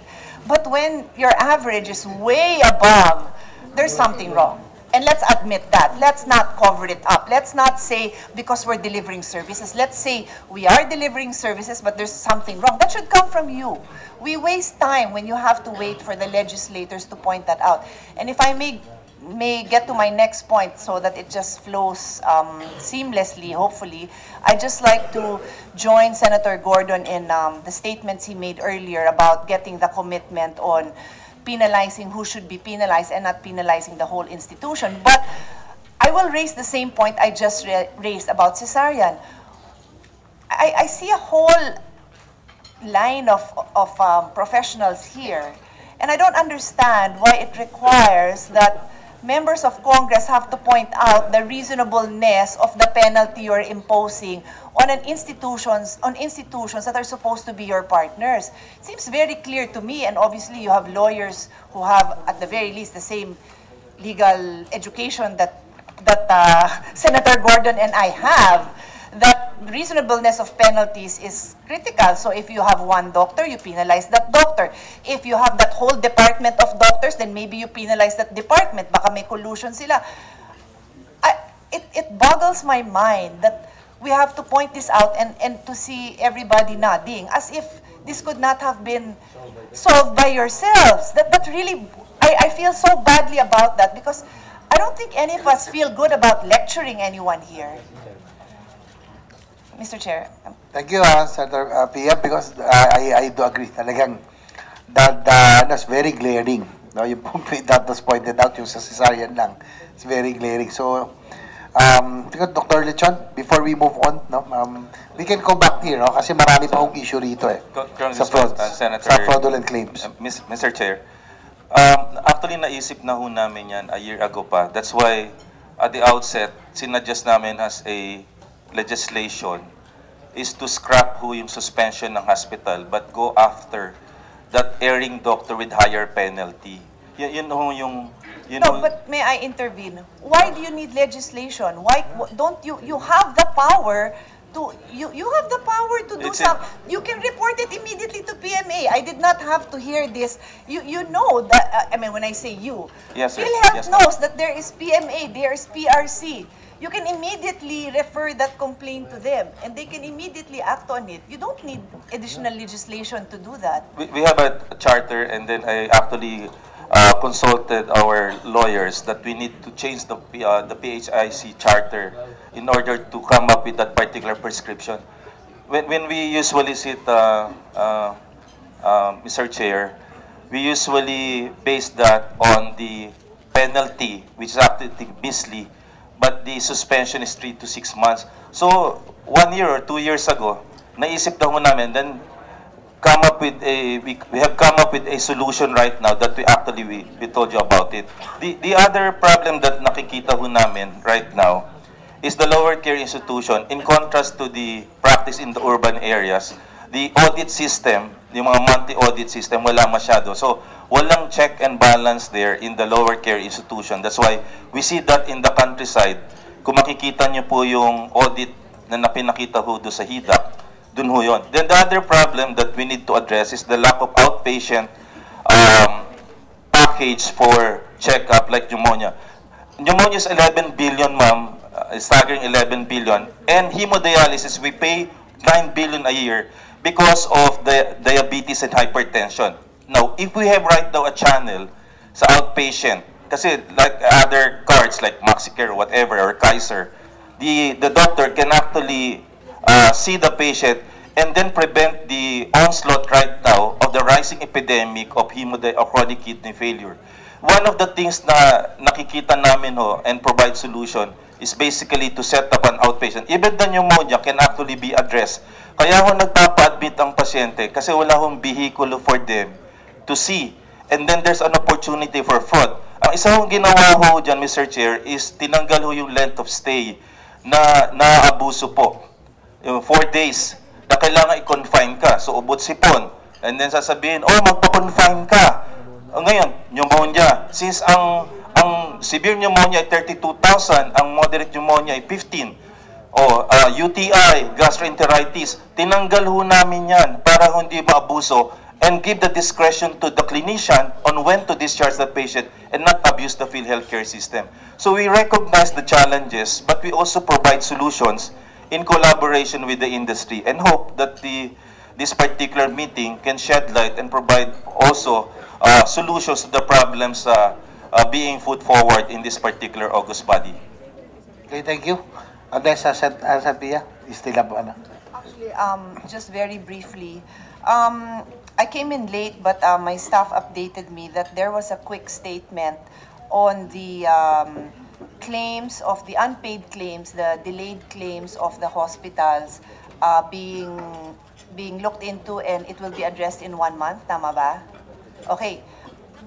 I repeat the same statement I made. Why did we have to call a hearing for you to come to this conclusion? Because in the last hearing, we spent so much time about this. May 3 months, may 6 months hindi nababayaran. I mean, in between our last meeting and then, did you sit down and decide, yeah, they're right, or this information has become public, let's solve it? I'm sorry, but I just want to understand why it could have been solved. It could have been solved. You now have a 1 month deadline. Why could that not have been? Why did that have to be brought to our attention? Because I hate it when you make Congress the referee. We could be what we're supposed to be doing really is, like Dr. Lechon properly pointed out, is legislation you want us to attend to. So although I pointed out that there is a vehicle through PMA, obviously we will look at these other vehicles. But to be a referee, so ma'am, maybe we can hear an answer because that does take up a lot of our time. Okay, thank you very much. Please answer the query of Senator Pina. Thank you po, Mr. Chair. Thank you, Madam Senator. Congresswoman.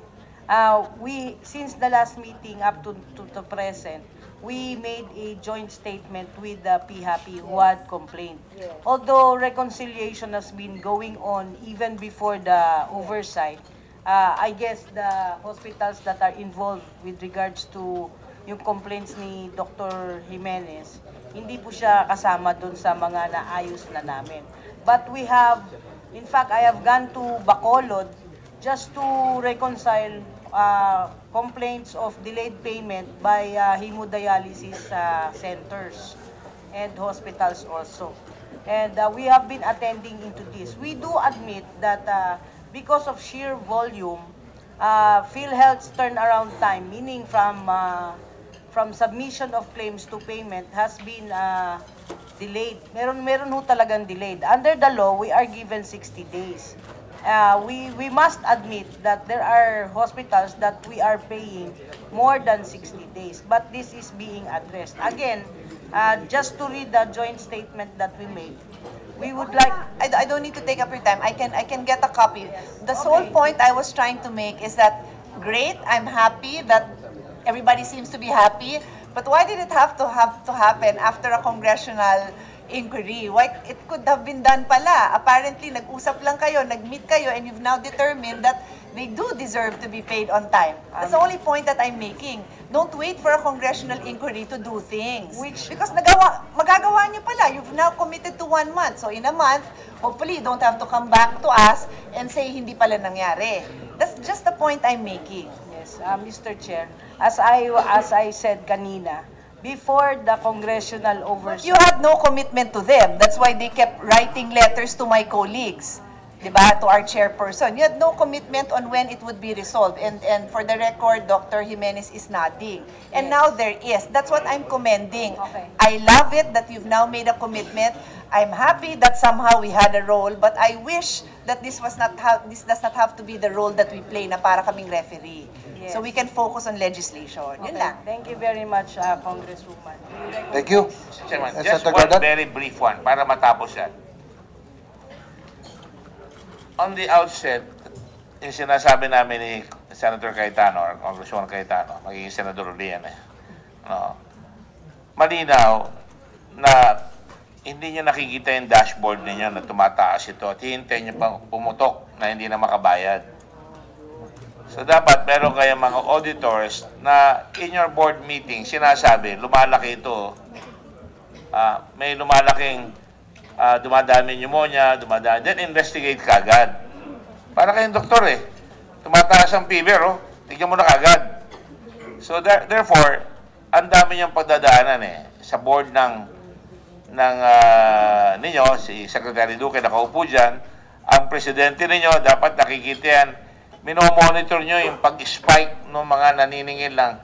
Imagine, hindi naman siguro kahit high school graduate, 3 beses ang cesarean section eh, ay ano ba naman yan? Majority, dapat malalaman yan. Tumataas ang pneumonia. Pneumonia is one of the big killers of this country. Dapat green, kuha na kagad yan. Amber light na kagad yan at talagang gagalaw na kayo. So, dalawa na yan. Pangatlo, nag-uusap kayo dapat ng Hospital Association at saka ng PMA na para napupulis nyo yung mga doktor na nagluluko dyan. Pangapat, hindi nyo kami kailangan eh. Sa IR nyo lang eh. Suspendin nyo na kagad yung doktor, yung hospital, tuloy ang kaso. Yung sinabi natin kanina. So, ang dami nyong magagawa. So, hindi na dapat umabot dito. But we will still amend the law properly. Para nakalagay kasi dyan, you will have to suspend the hospital. Yun eh, last resort na lang dapat yun eh. Dapat kayo na magre-recommend doon. Kaya kami sa SSS, liberalize ako sa SSS, bahala kayo. Pero pag nagkamali kayo, tanggal kayong lahat. So, dapat ganyan ang takbo natin dyan. So, Mr. Chairman, I think we can proceed with the next... Okay, thank you, Senator Gordon. Mr. Chair, I'm sorry, but Yes, something that was brought up in the report before I entered, Go ahead. just nobody commented according to my staff. This is about the bed occupancy rate, which based on the presentation, this is a PhilHealth presentation, no? Averages 200+% yung turnover. My recommendation is for the good secretary, who I've had the pleasure of working with some years back.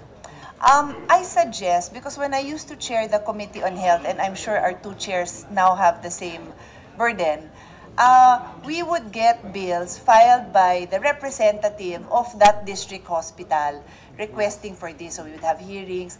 I never saw the logic in why we have to have a representative lobby for the needs of their constituents. Yes, of course, it's their job. But I would prefer that DOH would be, and then of course this has to be cleared with DOH, so we wait. Why can't we do it the other way around? May I recommend that DOH does this study, maps it properly, and then tells us these are the priorities. And in the 3 terms that the House of Representatives has and the 6 years that the Senate has, pwede na natin i-budget yan, especially now that we have budget coming from sin tax. Can we do it that way? Because I would always think, bakit kaya nauna tong ospital? Paano kaya yung hindi pa nag-file? Paano kaya yung tamad yung, sorry to put it that way, pero yung representative niya may walang nag-file na ganon? It always is in the back of my mind. And then may sobrang sipag na representative na talagang mauuna yung kanyang ma-increase yung bed capacity niya dahil talagang nakapila siya dito all the time. But it shouldn't be that way. So can we work on it that way, like from a regional basis, so that then we see the bigger picture? Yes, Duque probably can answer the query of Yes, Mr. Chairman. I do support your position. And in fact, I really think that the business of determining bed capacity should not be made by Congress. It has to be the DOH. So I think that's one of the reforms that we have put forward in consideration of the universal health care. So I think that the technical know-how rests with the DOH, and it has to make that determination. It has to do the mapping, ano bang priority dito, ano bang hospital dapat level 3, level 2, level 1, specialty. It cannot be statutorily determined. And that's why I think this is really an opportune time to really make that significant change. But just for the record, I think, I wouldn't know, but the reason I think it ended up that way is because of budget. So that's why the hospital director would go to the congressman, and that proposal would come from the local level. Maybe or maybe not, there are talks with the regional DOH, I wouldn't know. But it ends up with us because of budget. But I would prefer really that everything comes from top going down instead of piecemeal. So great, I'm looking forward to that. Thank you. Just an addendum, quick one. Dapat yan, ang plano nyo 3 years, 6 years. Masasabi nyo for the next 3 years, ito kailangan bed capacity dito, provision ito. And then we can, without prodding from anybody, but based on your needs, it is needs-driven, it is not supply-driven. Projection dapat, projection. Thank you, Mr. Chairman. Thank you, Senator Gordon and Sen. Pia. Likewise, for the information of my colleagues also, in the Universal Healthcare Program Bill, the DOH will now have the authority to increase bed capacity. No, they will now determine. Okay. So before po, sandali na po, before, we'll go back to you, balikan ho namin kayo, kaya lang ho naka-ready na po itong after this presentation po, we'll go back to you po. Si Jan Basa, our EVP of PhilHealth, will you make the presentation for itong senior citizen issue? Sir, last point which we would like to bring to the attention of this joint congressional oversight is about the premiums for senior citizens. The coverage of whom was mandated by Republic Act 10645, and it took effect on the 25th of November 2014. Next slide. Immediately upon effectivity, your PhilHealth quickly responded with a board resolution and later released a PhilHealth circular published on December 23 of the same year, which provided for the coverage of senior citizens who are not currently covered by PhilHealth. Next. In 2015, the Congress approved General Appropriations Act provided for 37 billion premium for PhilHealth for the coverage of the following: indigents, low-income earners, barangay workers, and senior citizens. Next slide. However, the veto message of then President Aquino contained a provision that with respect to senior citizens, the premiums of the beneficiaries of senior citizens shall be funded through the unprogrammed funds in the amount of 10.6 billion. Yun po yung total ng unprogrammed funds. Next. With this veto message as a basis, PhilHealth sent DBM billing statements for the premium contributions for the coverage of senior citizens in 2015 and for the last quarter of 2014. 2 billing statements were made by PhilHealth dated April 23 and April 28 of 2015, and these were all sent to the DBM through the DOH. All in all, PhilHealth billed DBM the amount of 12.2 billion. Next. However, the former PhilHealth chair of the PhilHealth board and the former president of PhilHealth, president and CEO, signed a joint letter to the DBM for the immediate release of the 10.6 billion unprogrammed appropriations for the DOH Health Facilities Enhancement Program. This was a letter dated April 5 of 2015. Next, we would like to show you that given the actuarial projections of PhilHealth in 2016, which you can see on your slide using a status quo scenario. Before you continue with that, Yes, Sir Basa, tanong ko lang, doon po sa joint letter na written by Secretary Garin and Attorney Padilla, he was president of PhilHealth. Alam ho ba ng board ito? Did this come with may board approval ba ito, or at least did they know about this letter? For the record. The matter was not presented nor approved by the PhilHealth Board of Directors. It was not presented nor approved by the PhilHealth Board. Yes, sir. So, fast break. Fast break. Hindi namin alam. Actually, sir... Hindi nyo alam. Hindi naman kayo pwede maglabas ng pera ng walang board approval. Yes, Sec Duque. Mr. Chairman, not only did it not have the proper PhilHealth board resolutions imprimatur or approval, but there was also no actuarial determination of whether that amount is... may process yan. The actuarial office should have certified that the 10.6 billion is really crucial to the long-term sustainability of the system. You know, you're talking about 10.6 billion. How can that, number one, not be made known to the PhilHealth Board of Directors? That is the governing board. But that's why they did not include the board. Well, that's why, yes. Dalawa lang sila. Alright? And then, no actuarial certification that this 10.6 billion is really needed for the solvency of the system and for provision of additional benefit packages to a very vulnerable sector of society, which is the senior citizens. So how can you do that? I think that is really... And later on, I will ask you what Secretary Garin and what was approved eventually by the President and Secretary Abad, that has to go through a process. Saan mo gadalhin yung perang yan? Hindi pwede sasabihin na lang ganito. May proseso yan. May mga committee kayo na itong kailangan, itong mga health center na ito, itong mga dental trucks na ito. In other words, no process was respected. Tama? From the side of PhilHealth, you're right, as can be borne out of the presentation. But also we see in the PhilHealth, in the DOH side, a lot of malgovernance, a lot of, just cavalierly. The process was not respected. Yeah. So, go ahead. Yes, sir. Sige po, Dr. John Basa. Yes, sir. Just to continue. EVP pala. Actually, even after... Did PhilHealth say that meron hong sinabi ang board na doon sa actuarial valuation report, no, I have it with me. Meron bang sinabi na hindi nyo kailangan 10 billion? Or... No, sir. No, sir. So, it was just Attorney Padilla and Secretary Garin. Yes, sir. Even wala ho talagang knowledge ang PhilHealth board at the time.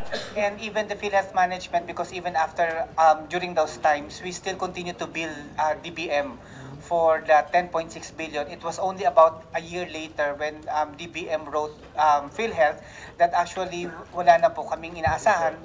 On April 5. Sir, the April 5 was the letter of Secretary Garin and Attorney Padilla. August 5 yun. Kung naman, no? Yes, sir. April 5. April 5 yung letter ninyo na hinahanap nyo na yung pera ninyo. So the whole time, Sir Gordon, yung pong official sa PhilHealth, the whole time, alakala nyo, may aasahan pa kayo. Yes, sir. So hindi nyo alam na sinabi pala ng head nyo, hindi na namin kailangan yung 10 billion. So the whole time, that you were expecting that you still have that 10 billion and in fact you were sending billing to DBM for them to pay the 10 billion. Tama ho ba? That's right, sir. Sige po, continue na lang. Siguro para easier. Timeline na lang ang ano nyo para mas maganda. Sanay po Senator Gordon, timeline para mas madali natin maintindihan. Yes, sir. Sir, actually, just to highlight, these are the actuarial projections as presented by our actuary in 2016. So this showed this, ito po yung, the red line shows the fund life of, the reserve fund of PhilHealth. As you could see, there was a steep decline in 2015 to 2016. This was as a result of the yung 2014, sir, yun yung yan, sir, yung the steep decline, the steep increase in benefit payments. Ito po, sir, yung the green line that showed na tumaas talaga yung benefit payments ng PhilHealth from 2014 to 2015. And correspondingly, yung aming reserve fund declined starting 2015. Bumaba. Yes, sir. Wala na kayong pambayad. Mataas yung demand for payment. Bumaba Yes, sir. naman. Yes, sir. Dapat pumasok na premium. Yes, sir. Sir, as a result of this, next slide. May pambayad pa, sir. So, actually, sir, given this, there was an instruction from the board for management to look into the circumstances behind the letters of the former secretary and former president. And management found that there was no valid waiver by PhilHealth of the 10.6 billion Senior Citizens Fund in consideration that the matter was not presented nor approved by the PhilHealth Governing Board of PhilHealth. And as a result, PhilHealth as directed by the board, filed a complaint affidavit with the Ombudsman against the former chair and vice chair of the PhilHealth Board. However, we appeal to Congress, particularly to the members of the Joint Oversight, that we have included the same as part of our 2019 General Appropriations Act proposal, and we hope that said funding would be included once President Duterte signs the 2019 GAA. That's all, Your Honors. I'm just disturbed, no? I'm just worried. Because based on the 10-year projection, doon po sa kaninang graph, with the, kung status quo scenario tayo, meaning kung wala tayong gagawin, according to 2016 actuarial valuation report, there will be no PhilHealth funds to speak of by 2021. Tama po yan? Tama ba yan? Sir, can we invite our SB actually? Sige po, paki-explain na sa din kasi disturbing because of the steep decline. Medyo nakakapagala. Oh, masyado. By 2021, zero. Wala na tayong pondo. Tama ba yan? Mr. Chair, before she explains, para masama lang sa explanation, when I used to conduct hearings, I recall, and that was a couple of years successively, Senator Ralph Recto would always question why there was such a big reserve fund. And he would challenge PhilHealth to use it because it's supposed to be spent. So if you recall in the last hearing, I told you to clarify that it's not your job to keep your money. So all along, I personally am not as familiar with the rest as about what had transpired in the last few years. I thought that the funds were being put to good use. I was not aware that there was now more payouts that did not go through the board and therefore did not have an actuarial study. So if you could just include that background, because you came from quite a hefty reserve fund. So sama mo lang, please. In other words, the fund was not used for PhilHealth. It was used for another project. Naubusan kayo ngayon. Wala na kayong pambayad. Wala na kayong magko-cover ng cost. Sir, we still have the money because of the infusion of the syntax funds. Yeah, pero yung pera na nakalaan for 2,000... Yes, sir. Sir, ang milestone kasi doon with the approval of the Senior Citizens Act, sir, we did not get that particular money. So we have to use our reserve funds for that. Correct. That's what I'm saying. Yes, sir. So that started the bleeding. So you used the reserve funds to cover the senior citizens. Yung pong siguro si Secretary Duque briefly before we go to Ms. Narisa, kasi pumunta ho yata yung fund na yun sa DOH, no? For the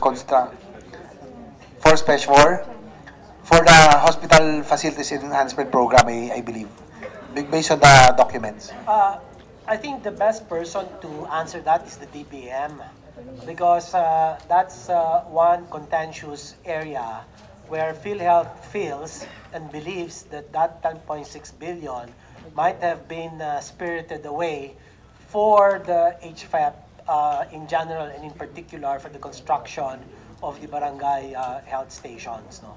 But on the DOH perspective, it appears that there is no link between the two, that it might have been some documents reveal that the 10.6 billion was inadvertently included in the general fund, and that the finance of DOH says that the money used for the barangay health station and other collateral expenses came from the miscellaneous personal benefit fund. So I don't know, is the link now between the 10.6 billion included in the general fund, and then I don't know the story between that and the MPBF. So it's the same. Miscellaneous personal benefit fund. I think It's the same. Baksha, It's the same fund where the Baksha, 3.5 billion of that was used to purchase the Baksha also came from miscellaneous and personal benefit fund. Yes, sir. But So it's the same. Dito rin ho nadala. Dyan din mula sa miscellaneous. The whole personal 10.6 billion, benefit funds. More. more than 10 billion. 12 billion.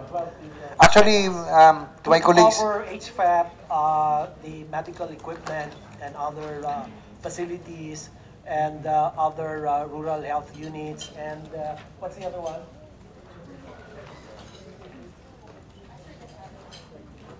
Well, we have the SARO. for the record, we invited the DBM, but nobody, is anybody from the DBM here? Chairman,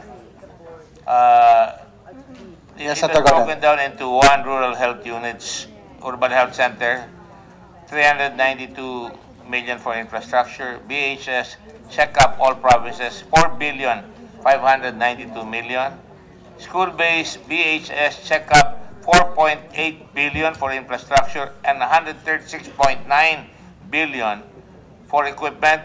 And then number 4, hospitals under the national government agencies, including the military, PNP, SUC hospitals, Philippines 103,500,000 for infrastructure and 22.2 million for infrastructure.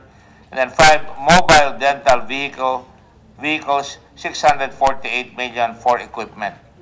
Meaning to say, Mr. President, the bulk of all this money and also Deng Baksha, 3.5 billion was taken from all this, 12.5 billion lahat dyan. We already have the this is since the Blue Ribbon meeting on Deng Baksha.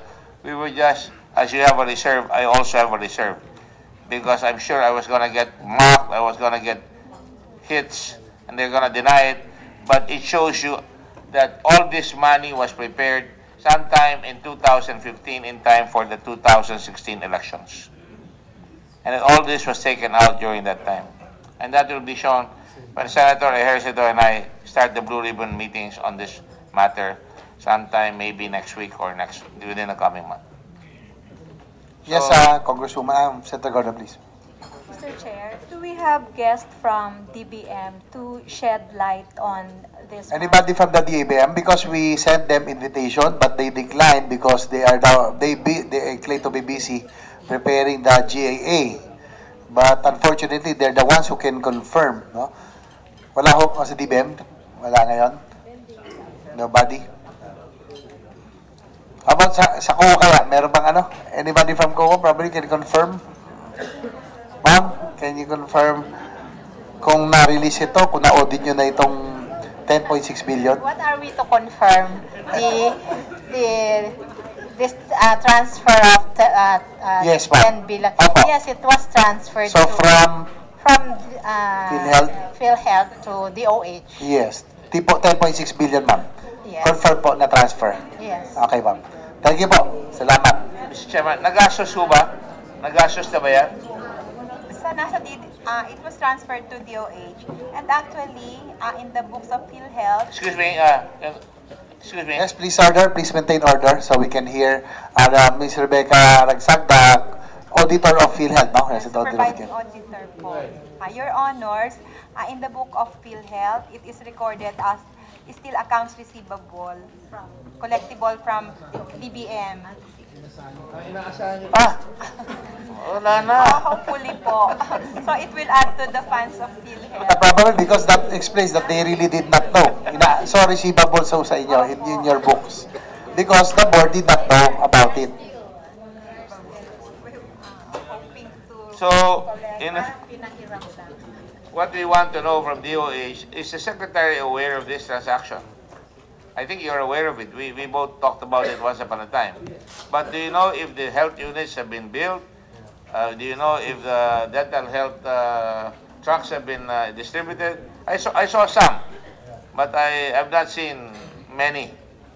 But, Your Honors, Mr. Chairman, this should very well be the subject of another hearing. Kasi mahaba ho ito. Kasi chronology of events.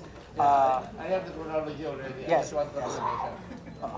But anyway, if I may... We can present this, but it's more, like I said earlier, this will be the subject. Like I said earlier, I already have the... Matagal na ito eh. I already have this a long time ago. But I wanted to hold off on it until we finish the vaccine because I wanted to focus on the children's welfare. Kaya kahapon nag-meeting na naman tayo sa vaccine kasama si Secretary, kasama si Secretary Hercito para yung gagasusin natin na nabawing 1.1 billion. Pero ito, nakalawit ito at we have already the documents. Ang hinahanap ko lang sa COA kung nagasos na ito at kung na-audit na ito. May we request COA on the part of the Blue Ribbon Committee to make a determination whether these funds have already been spent? The OH will be the auditor of the OH will be the one to Patakita na lang sa DOH auditor. Can you send it to the Blue Ribbon and to the Health Committee in behalf of the Health Committee also? We will do that promptly. Thank you. Your Honor. Yun na lang ang kulang natin dito. Meron lang ho akong natanggap ditong dokumento mula sa DBM. Baka ito ay makatulong sa pagpapalinaw kung saan galing yung bahagi ng 12 billion. If I may have the permission of the chair, can I just read very quickly, please? To meet my concern, this is a letter signed by Secretary Benjamin Jokno. This is to certify that based on available documents, particularly the memorandum for the President dated 23 December 2015, memorandum from the Executive Secretary dated December 29, 2015, and Special Allotment Release Order number BNB-B-15-0028814, the following amounts were sourced from the fiscal year 2015 miscellaneous personnel benefit fund savings or balances of appropriations arising from the unused personnel service benefits.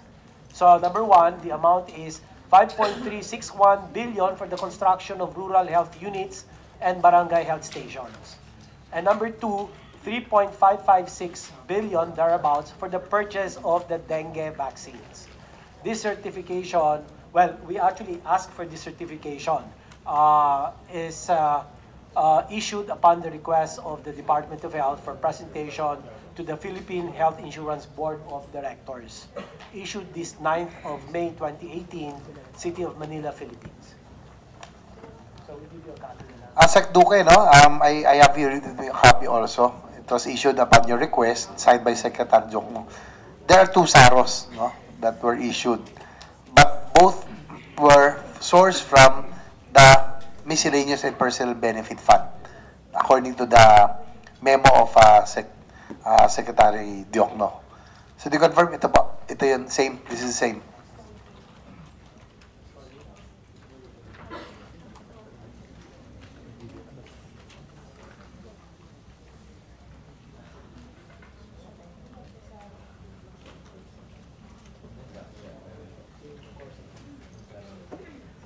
Sir, do we have any status as to the construction of the RHUs? Who can, of the health stations? The 5 billion din po kasi yun eh. So, we're just, what happened, ano po ang status?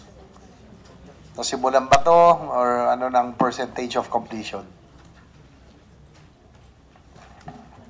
The data as submitted to me reveal that the completed structure with the certificate of completion is only 270 out of the 3,200 for the phase 1 of the barangay health station. There are, however, 128 completed structures but with defects or deficiencies based on the evaluation of our HFAP. And there are many others in different stages of completion. May mga iba, pads with panels with defects, pads completed, pads with defects, not yet started, etc.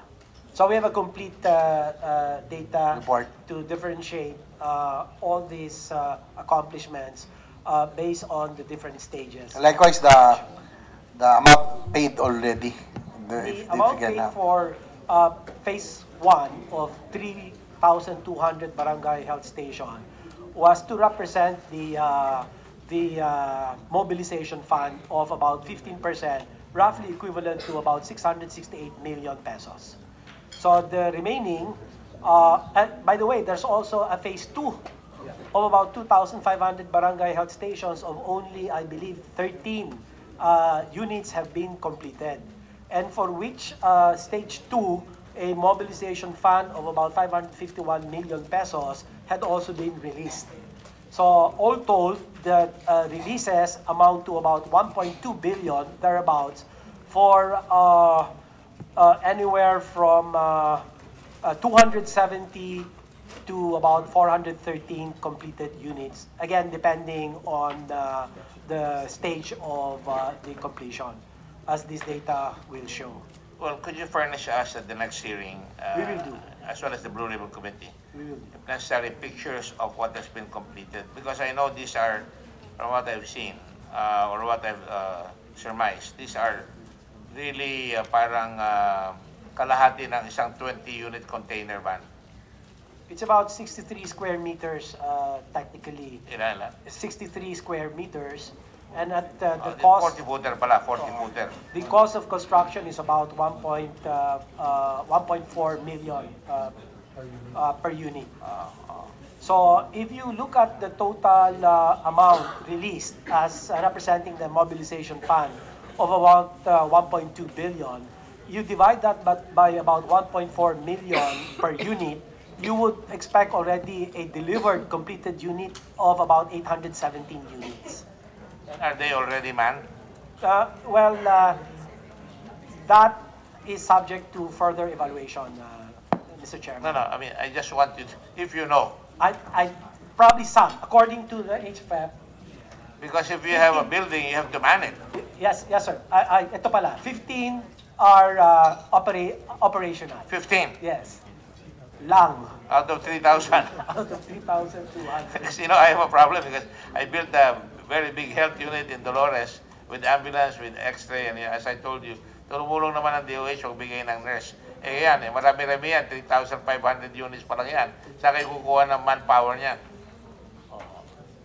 I think the planning was really sloppily. Well, that's why I referred to the process very earlier. badly. May process yan. Magpapagawa ang DBM na mga ganyan, dapat kasama sa process yung approval, yung mga ganon, and then how are you going to man it? Because there'll be additional budget. Maglalagay ba kayo ng doktor dyan? Maglalagay ba kayo ng nurse? Maglalagay ba kayo ng anong makina ilalagay nyo dyan? Meron bang kabayo yan for pregnancies or something? Di ba? Mr. I mean, Chairman. this is only a health unit. Yung kasangkapan, meron naman, no? Ang problema, yung HR, yung human resource. Sige. Alright. Can you just supply us kung meron kayo dyan? Terrible. Okay, thank you. Siguro we go back lang, nabaliktad natin sandali. Pero doon mo tayo, balikan mo natin kasi itong yung diversion of funds, sabihin na natin. Dr. Jimenez and Dr. Hardin? I agree with the observations of Senator Gordon. In fact, yan sana ang sasabihin ko kanina eh. Naunahan nyo na lang ako kasi may records din ako yung mga sinabi nyong lahat. So, yes. Because we want, bakit na-delay po yung pagbabayad? They cover all the senior citizens. Eh, kayo pala nawala pala yung 10 billion. Kaya ganun. That's my question. I just kaya nadadarang yung pambayad nyo dyan sa senior citizen na wala. Makakatulong sana yun. Kaya ginalaw nyo yung reserve fund. Dahil hindi dumating yung pera yan. Dahil ginamit yan dito. Diba? I remember right during the hearings before when Senator Cayetano was still a senator, sinabi na po yan na magkakaroon ng kulang ng funds by 2017 ng PhilHealth by actuarial. So again, I asked during that time, anong ginagawa ng PhilHealth to supplement the funds? Kasi sinabi na eh, because tumataas yung ating incidence ng diabetes mellitus. So marami po mga dialysis. So Ang Pataas na yung nangyayari po, claims. taas ng taas yung claims and then kinover pa yung senior citizen. So, eventually, wala na silang pambabayad sa mga hospitals. And you cannot blame also the hospitals. Maliliit po itong mga hospitals na to eh. Kaya ako sinasabi na ayaw natin magsara itong mga hospitals na to. Mga 10 beds lang po to sa probinsya, minsan 5 beds.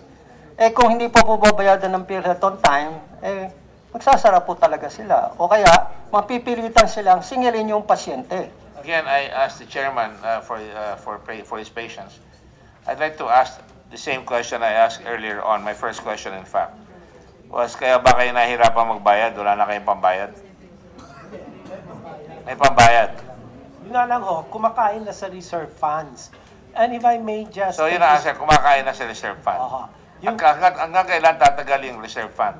Well, as of now, correct me if I'm wrong, the actually is 10 months. Is it 10 months? Sir, because of the approval of the board of the increase in the contribution scheme starting 2018, it the last naman po, ang projection is more than 10 years. 10 years? Yes, sir. Because of the... You're talking about the reserve funds of the 24 months? For the reserve fund, right now po it's at 10 months. Compared to the operating expense, that includes benefit payouts plus the operating budget of the corporation. But that's assuming there is no adjustments made. That's status quo. Yes. That's the assumption. Yes, sir. Right. But the actuarial life will last until 10 years? More than 10 years because of the increase in contributions. Because we increased the contributions by 0.25% for the first time for the formal sector. We have made the increases precisely to extend the actuarial sustainability of the system.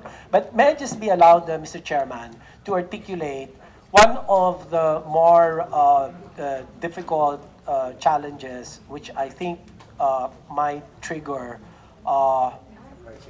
legislation.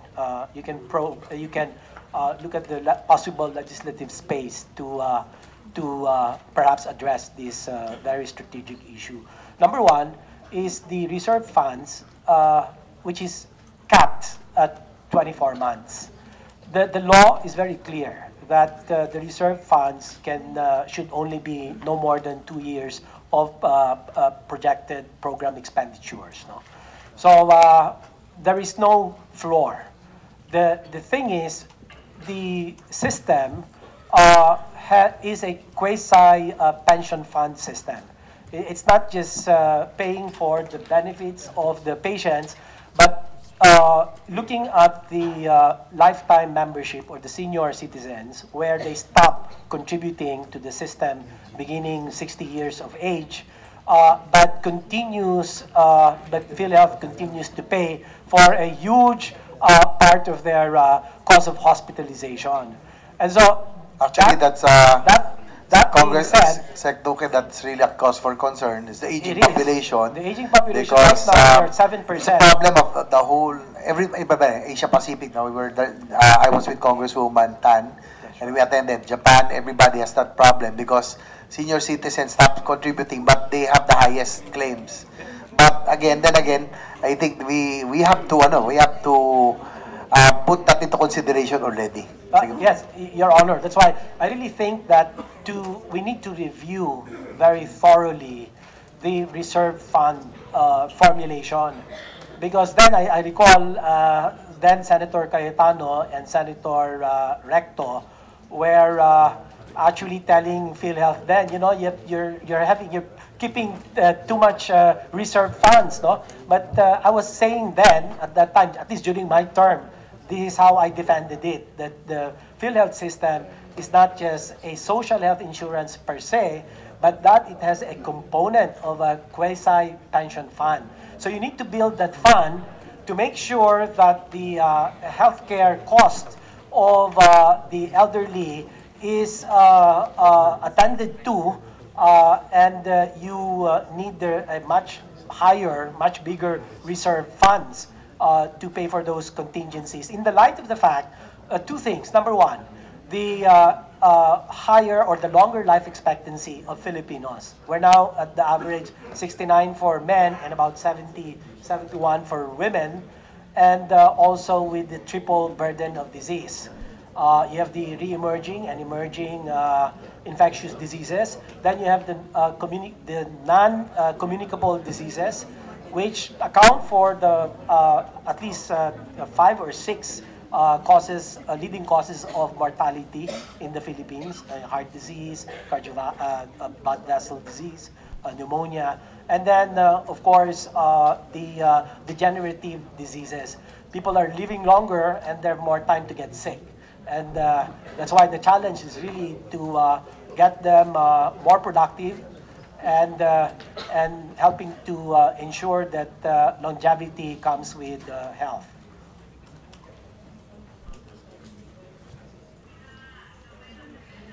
Yes, Dr. Hardin, and then probably Maria Francisco. Mr. Dr. Chair. Hardin, then we'll go to you first. Sige, kayo po. Mr. Chair, thank you, Your Honors. This is with regards to how we can better coordinate with PhilHealth.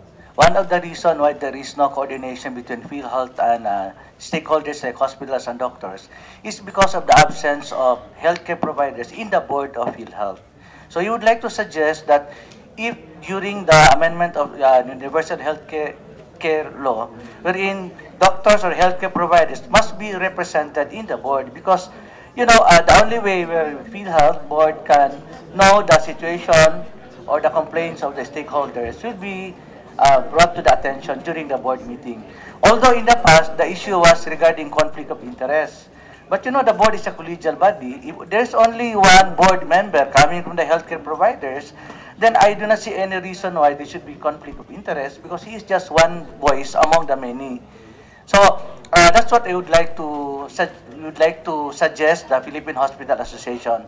Now the second, Mr. Chair, this is with regards to, if you will take a look at the graph, by 2017, your expenditure is already above, and this is dispersion in your expenditure and the income. So my question is, how will you now pay hospitals? Will you get the payment from your reserve? Because it's already zero by 2017. Yeah, we pointed that out. Because this is really management of funds, no? That's why, curious, andito ba siya, no? SSS President, he left already, no? Sayang, because this is almost the same. Management of funds kasi ito, no? Anyway, siguro si Maria Francisco, PhilHealth, ano ba to? Ikaw na makita. Yes, sir. Good afternoon, sir. Good afternoon, Your Honors. Interim President of PhilHealth. The Workers for Workers. Health. Okay, sige, Workers ma'am. for Hope, Integrity, Transparency, and Okay, Empowerment. Yes, it's true that we made manifestation with Senator Ontiveros last week.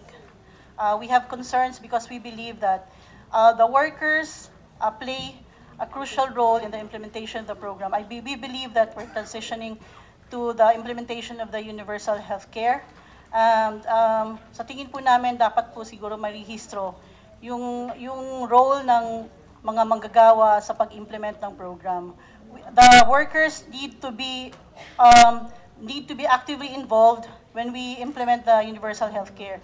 Sir, so ngayon, since last week we've been discussing the state of the corporation. Let me read a portion of our position paper on the present state of the employees of PhilHealth.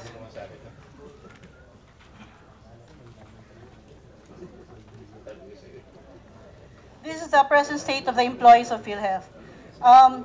Dr. De La Serna recently directed a massive rotation of personnel, effectively paralyzing the day-to-day operations of virtually all units and further confusing and demoralizing the rank and file.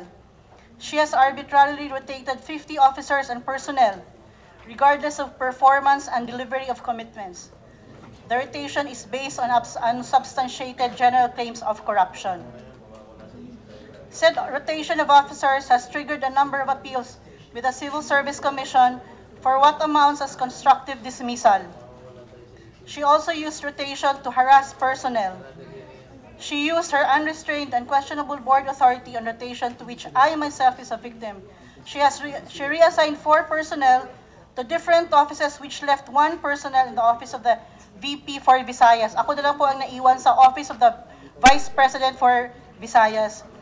And seemingly to ensure organizational efficiency. It was an arbitrary act with no human resource management value. For one, that reflects with your some indulgence, malilis kasi tayo sa issue. No? We'll go back to that, no, yung issues against Dr. De La Sena. We'll allow her also to answer. No, yung mamaya pagkatapos nyo, we will allow her to answer. Pero tapusin lang ho namin natin itong tungkol sa funds, no? Kasi di pa ho tayo tapos. Okay. Thank you, sir. We will, we hope we will akala ko kasi you will in connection dito sa ating po pinag-uusapan eh. Kasi sir, this will affect the implementation of the program. Performance. Yes, but we'll go back to that. No? Pero ito muna, we'll allow also Dr. De La Sena to answer all that. I'd like to join you on that one because I think the important issue now is to save the fund and to make sure that the fund is able to pay the insured. Now, I would be favored if Ms. Francisco would give us a copy because that puts us in a situation where you have the advantage. We don't have the issues beforehand and we'd like to study it first before we call you so we can ask the right questions on both sides later on. Is that okay?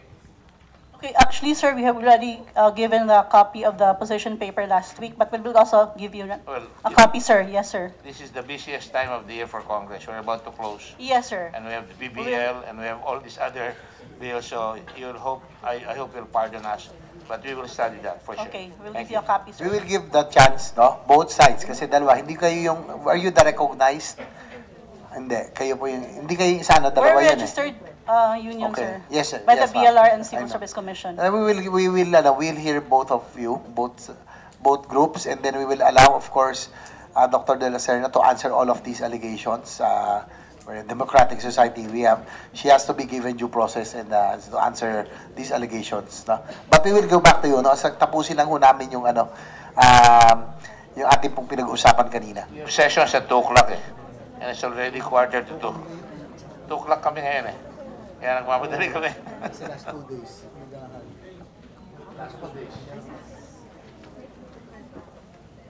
Actually, we still have a lot of concerns, no? Yung sa fraudulent, on what PhilHealth will do, and meron pa nga dito yung mga possible ghost members, patients, because this happens in a big organization, especially in government. With my colleagues, doon po sa housing, may mga ghost borrowers, di ba? So, ghost beneficiaries. So, it's not remote that here in PhilHealth, dahil sa very generous ho ang PhilHealth, no, maganda ho ang napakabait ng PhilHealth, very generous. We want to help everybody. Kaya lang, there have been reports that there may be ghost members or ghost patients. No? May mga nagte-take advantage talaga. And that's what we really want to plug. And to stop the hemorrhage. Siguro hindi na ito sa level sa taas, but it happens below. So that's what we want to find out. Yes, Congresswoman Dan. Balikan ko lang po yung na-mention kanina ni President De La Sena tsaka ni Dr. Jimenez on the joint statement. I'd like to know kung ano ang timeline nyo po, target ninyo na na-reconcile yung mga unpaid claims. Thank you very much. Mr. Chair, can I answer? Ma'am, go ahead. Thank you. Dun sa agreement namin with Dr. Jimenez, we will be doing every Friday reconciliation until we finish all the complaining hospitals. However long it would take, we will do it every Friday. Either dun banda sa kanila, kung malayo kasi yung office natin sa Pasig.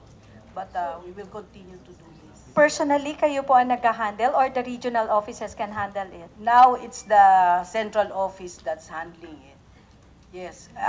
In fact, the process is, it should be the regional offices. But, again, para mapabilis at ma-ensure na gagawin, central office will be handling it. Of course, with our CO. Yeah, I think it would be better. I visited PhilHealth region, in my region. And they showed me yung mga process for my appreciation lang, no? Pinakita nila din naman na yung tama naman sinasabi nila din na yung kiniklaim minsan ng hospital na unpaid claim, may mga reasons behind. So nakita ko may mga return to hospital, on process ang appeal. So but ang tinitingnan minsan ng hospital owner is that as a whole, itong amount ninyo na babayadan. Pero pag tiningnan mo talaga yung data na reconcile, naman, makikita mo na may nami-miss din the management of the hospitals na hindi reported actually ng kanilang mga managers in the hospital. So, we want it, ako personally, sana the regional offices can handle it talaga para to fast track din. And then I think that's the most accessible for the facilities, no, and professionals. But of course, with your monitoring if the regional offices are doing it. Dr. Jimenez, Ginawa po na, Mr. Chairman, ginawa po namin yung sa main office kasi nandun po lahat ng records. And then of course, sinabi ko po sa kanya, maraming data na hindi niya alam na hindi nire-report ng Vice Presidents. Yung nalaman niya from me, ay hindi po niya nalaman before. So, yung po ang problema sometimes. Well, that's another problem siguro, no? But at least nire-reconcile nyo na po yung mga data. Yun pong target nyo doon sa mga denied claims on process, yun sa process nyo po. Kasi ang tagal na mention po nila, I was given by NKTI at data, meron silang filed denied claims, naka-appeal po sa inyo, 2 to 3 years na, and that's huge amount. Yung supposed to be na process po ninyo. So, gaano katagal na po ngayon ang target natin? Madam Chair, Your Honors, actually what we have done as regards even prior to this issue is we have actually right now, binigay na po namin sa lahat ng ospital electronically lahat ng status ng kanilang claims. This applies not only for private facilities but for everyone. Binigay namin yung status ng claims nila from 2014 to 2018 so that they would be able to see yung claims nila na nabayaran na ng PhilHealth, those that are still in process, denied, and RTH.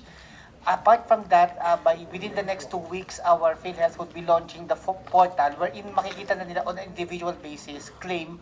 Pag tinype nila yung pangalan doon, makikita na nila yung status ng claims.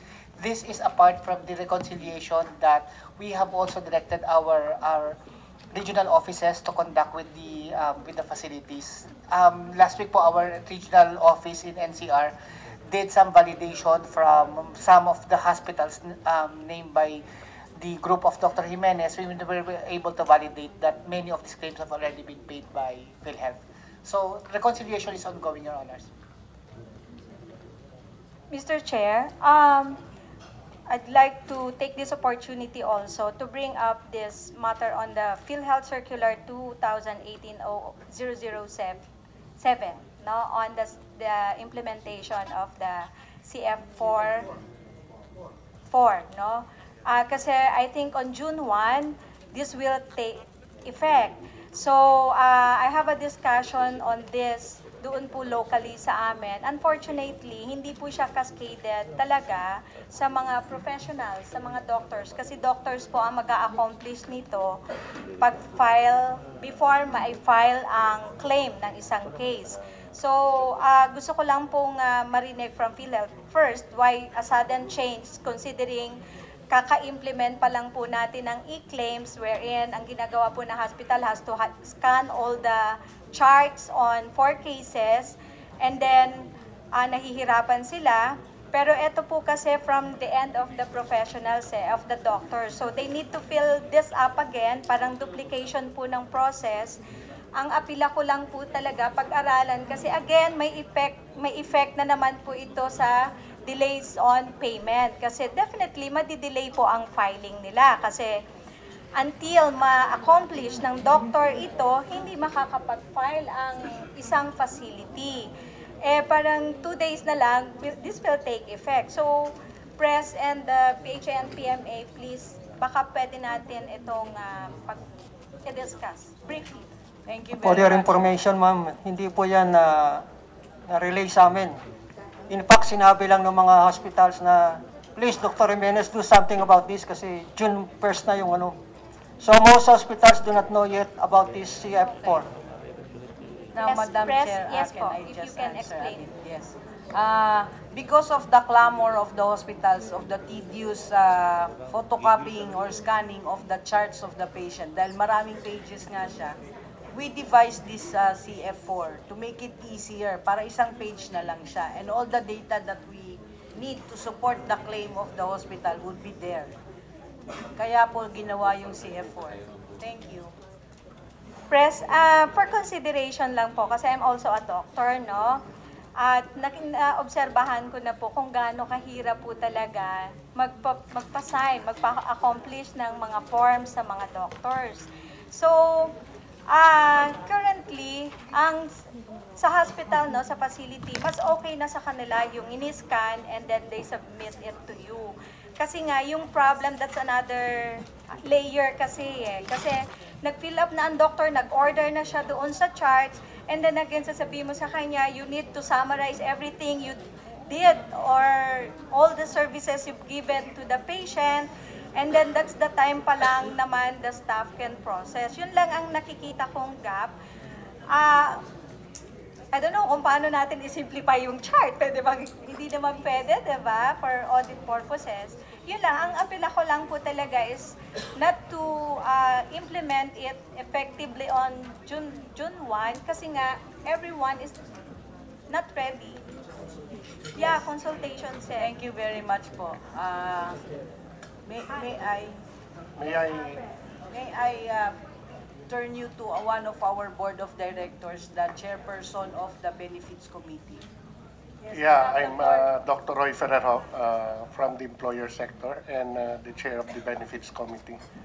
We studied this process, and actually this is the request of the hospital owners because of the bulk of submissions of charts. You know, you have to submit all the charts and the lab tests, and it will take a lot of Xerox copying. Now, with regards to clinical summary, clinician rin po ako.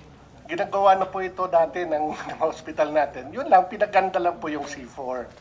Para po sa isang page, makikita natin yung necessary data and information to validate the claims. Kasi yung nga po ang ating isang problema, marami pong bleeders at fraud claims.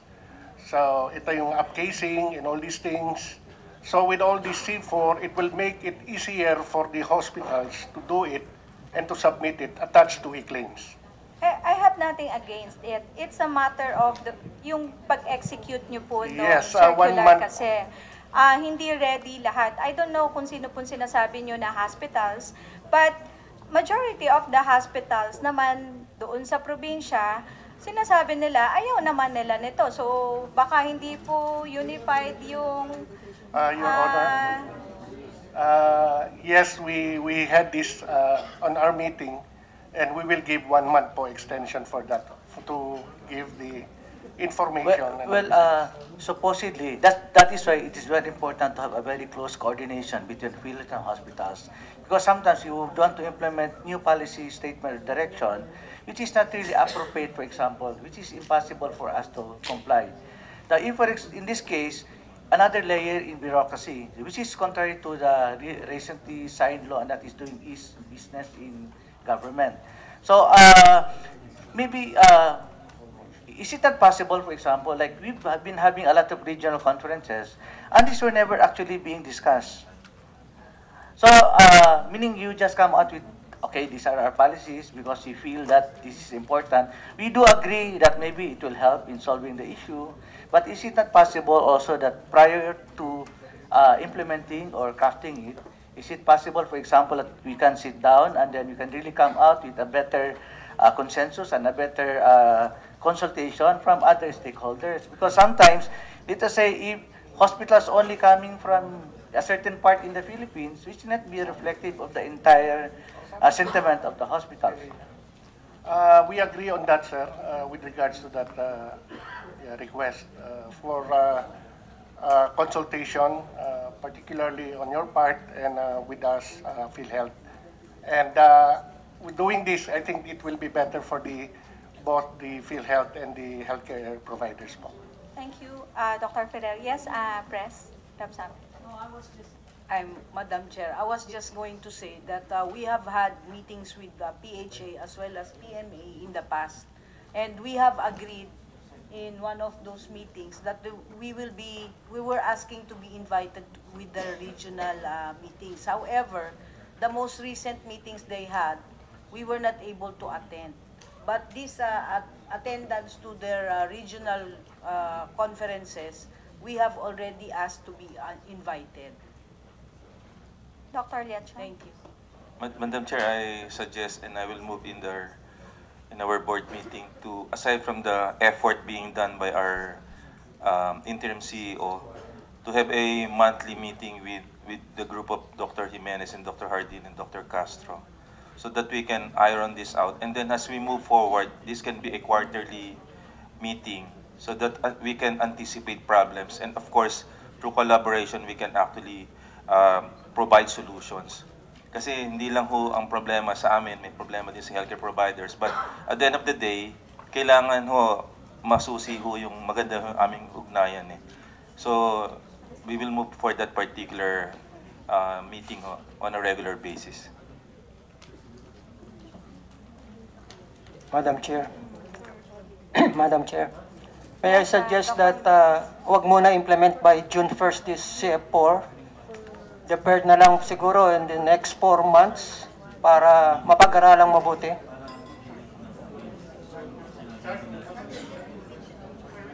Madam Chair, if we can allow that, it's a chart that is submitted on all cases. So, mas tedious yun at mas marami yung ipapas. I think 1 month's time para mas simpler ho ang submission ng data. 1 sheet lang po yun. Actually, ginagawa na po yan sa hospital. But then, nilagay lang po natin na in a maganda, in a nicer way, para yung data na kailangan, nakalagay po sa 1 page. So, in 4 months' time, it will be a deterrent sa hospital care providers to submit all these charts sa PhilHealth po. Sa aming side rin po, mas nakakapagod din po yun kasi kailangan mo talaga namin ng legwork to check all this data. Ang dami ho yan, 1 chart. No? Paano kung chronic cases? Ang kapal-kapal na isa-submit at isi-xerox. And yan ang kulang po namin yung legwork rin po na para magtulong sa amin to check this validation of claims. Okay, thank you, Dr. Ferrer. So, we're expecting po siguro na mag-usap po kayo, all concerned organizations with PhilHealth, also with the Department of Health, no? Para po maayos yung sistema natin. Do you still have questions on? Madam Chair. Yes. May we request that the issue of the employees will be taken up in the next hearing or the next meeting?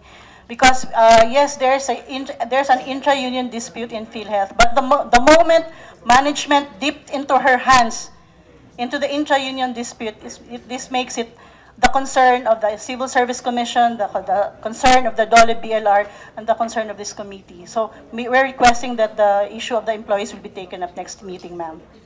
Yeah, actually, our chair mentioned earlier that you will be given time and opportunity, but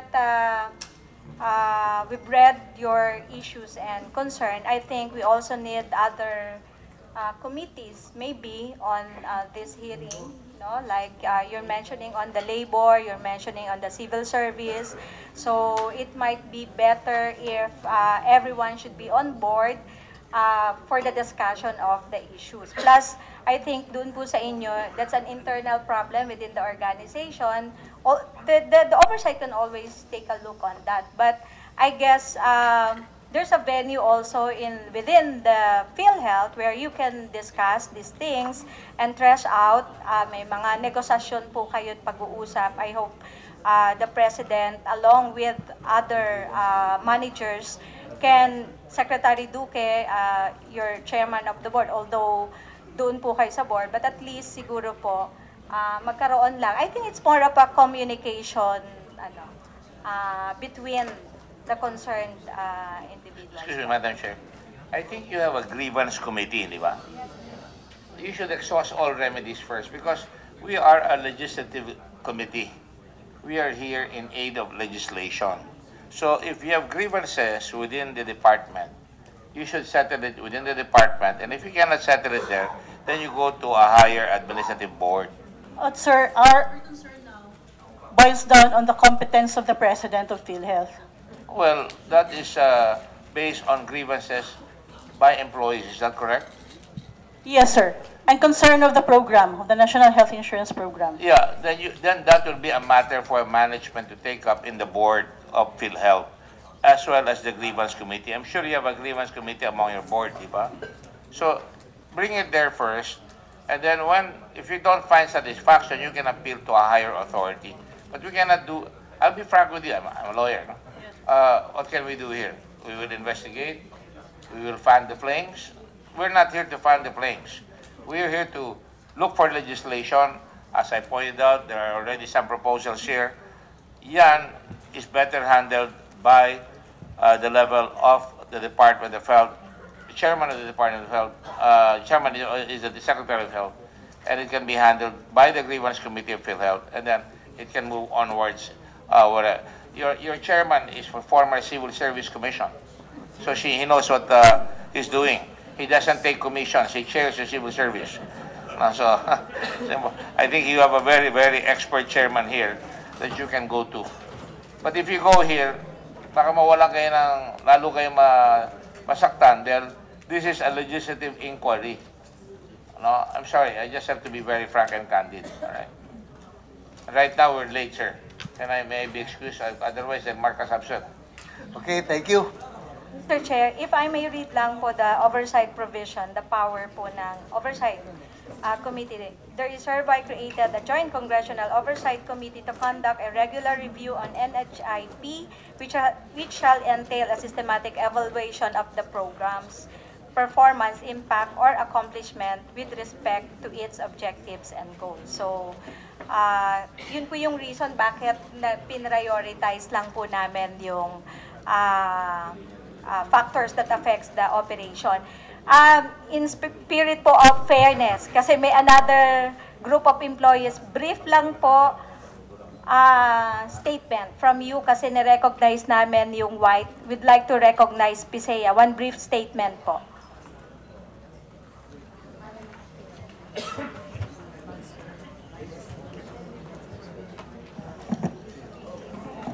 Ma'am, please, yung PISEA. Yes. Siguro we'll give both of you sa next na lang kasi pasensya na. It's time already. Wala lang. Pasensya na, inabot kami kasi 2 o'clock, dapat supposedly 3 o'clock eh. But since it's our last day, today and tomorrow, last day, so we'll give you both and then we'll give also the Dr. De La Salle the chance also to answer those allegations. Okay? So, again, before we end, the financial hemorrhage that PhilHealth is facing right now is a little bit disturbing. Base po sa inyo pinakita, mukha pong walang future PhilHealth in terms of depletion of its funds if we do not do anything. Wag naman sana ayusin po natin because this would, PhilHealth will be the prime agency that is tasked to implement the Universal Healthcare Program. Calling this oversight meeting is like opening a Pandora's box. Nagsimula lang po tayo sa kamusta ng performance ng PhilHealth, ngunit nagbukas ito ng mas malalim na issue ng ahensya. Ngayon po ay apektado tayo lahat dahil sa uncovered na bilyong-pisong anomalya sa loob po ng PhilHealth. So because of this, we don't think we still have a lot of things, a lot of issues that we still have to discuss. So with the permission of my co-chair, we will now suspend this hearing and we will resume. We will just announce it because tomorrow will be our last day. But we will continue with this hearing. Yeah, thank you, Mr. Chair. Thank you, everyone, for coming. Before we end naman, I'd like to commend the initiative that you've taken, from the second oversight hearing, and we're hoping na sana yung better communication within all of you, para hindi na po tayo humahaba ang pinag-uusapan. So if you can sit down and review all your policies again, the systems and mechanisms will be happy to support that. Thank you very much po. So before we end, I would like to thank our colleague, Chairman of the Blue Ribbon Committee, for joining us this afternoon, Senator Gordon, and likewise former colleague and another someone who will be our future colleague as well, a former senator and now Congressman Pia Cayetano, who will for sure be here. Next time, siya na po ulit mag-chairman ng HELP. Ang hirap po dito. And likewise to my counterpart, Congresswoman Helen Tan, thank you, ma'am. And to all the resource persons, thank you very much. We will continue with this and in a couple of weeks. We will be adjourning tomorrow, but we need to continue. We still have a lot of issues to discuss. So this hearing is now suspended. Thank you.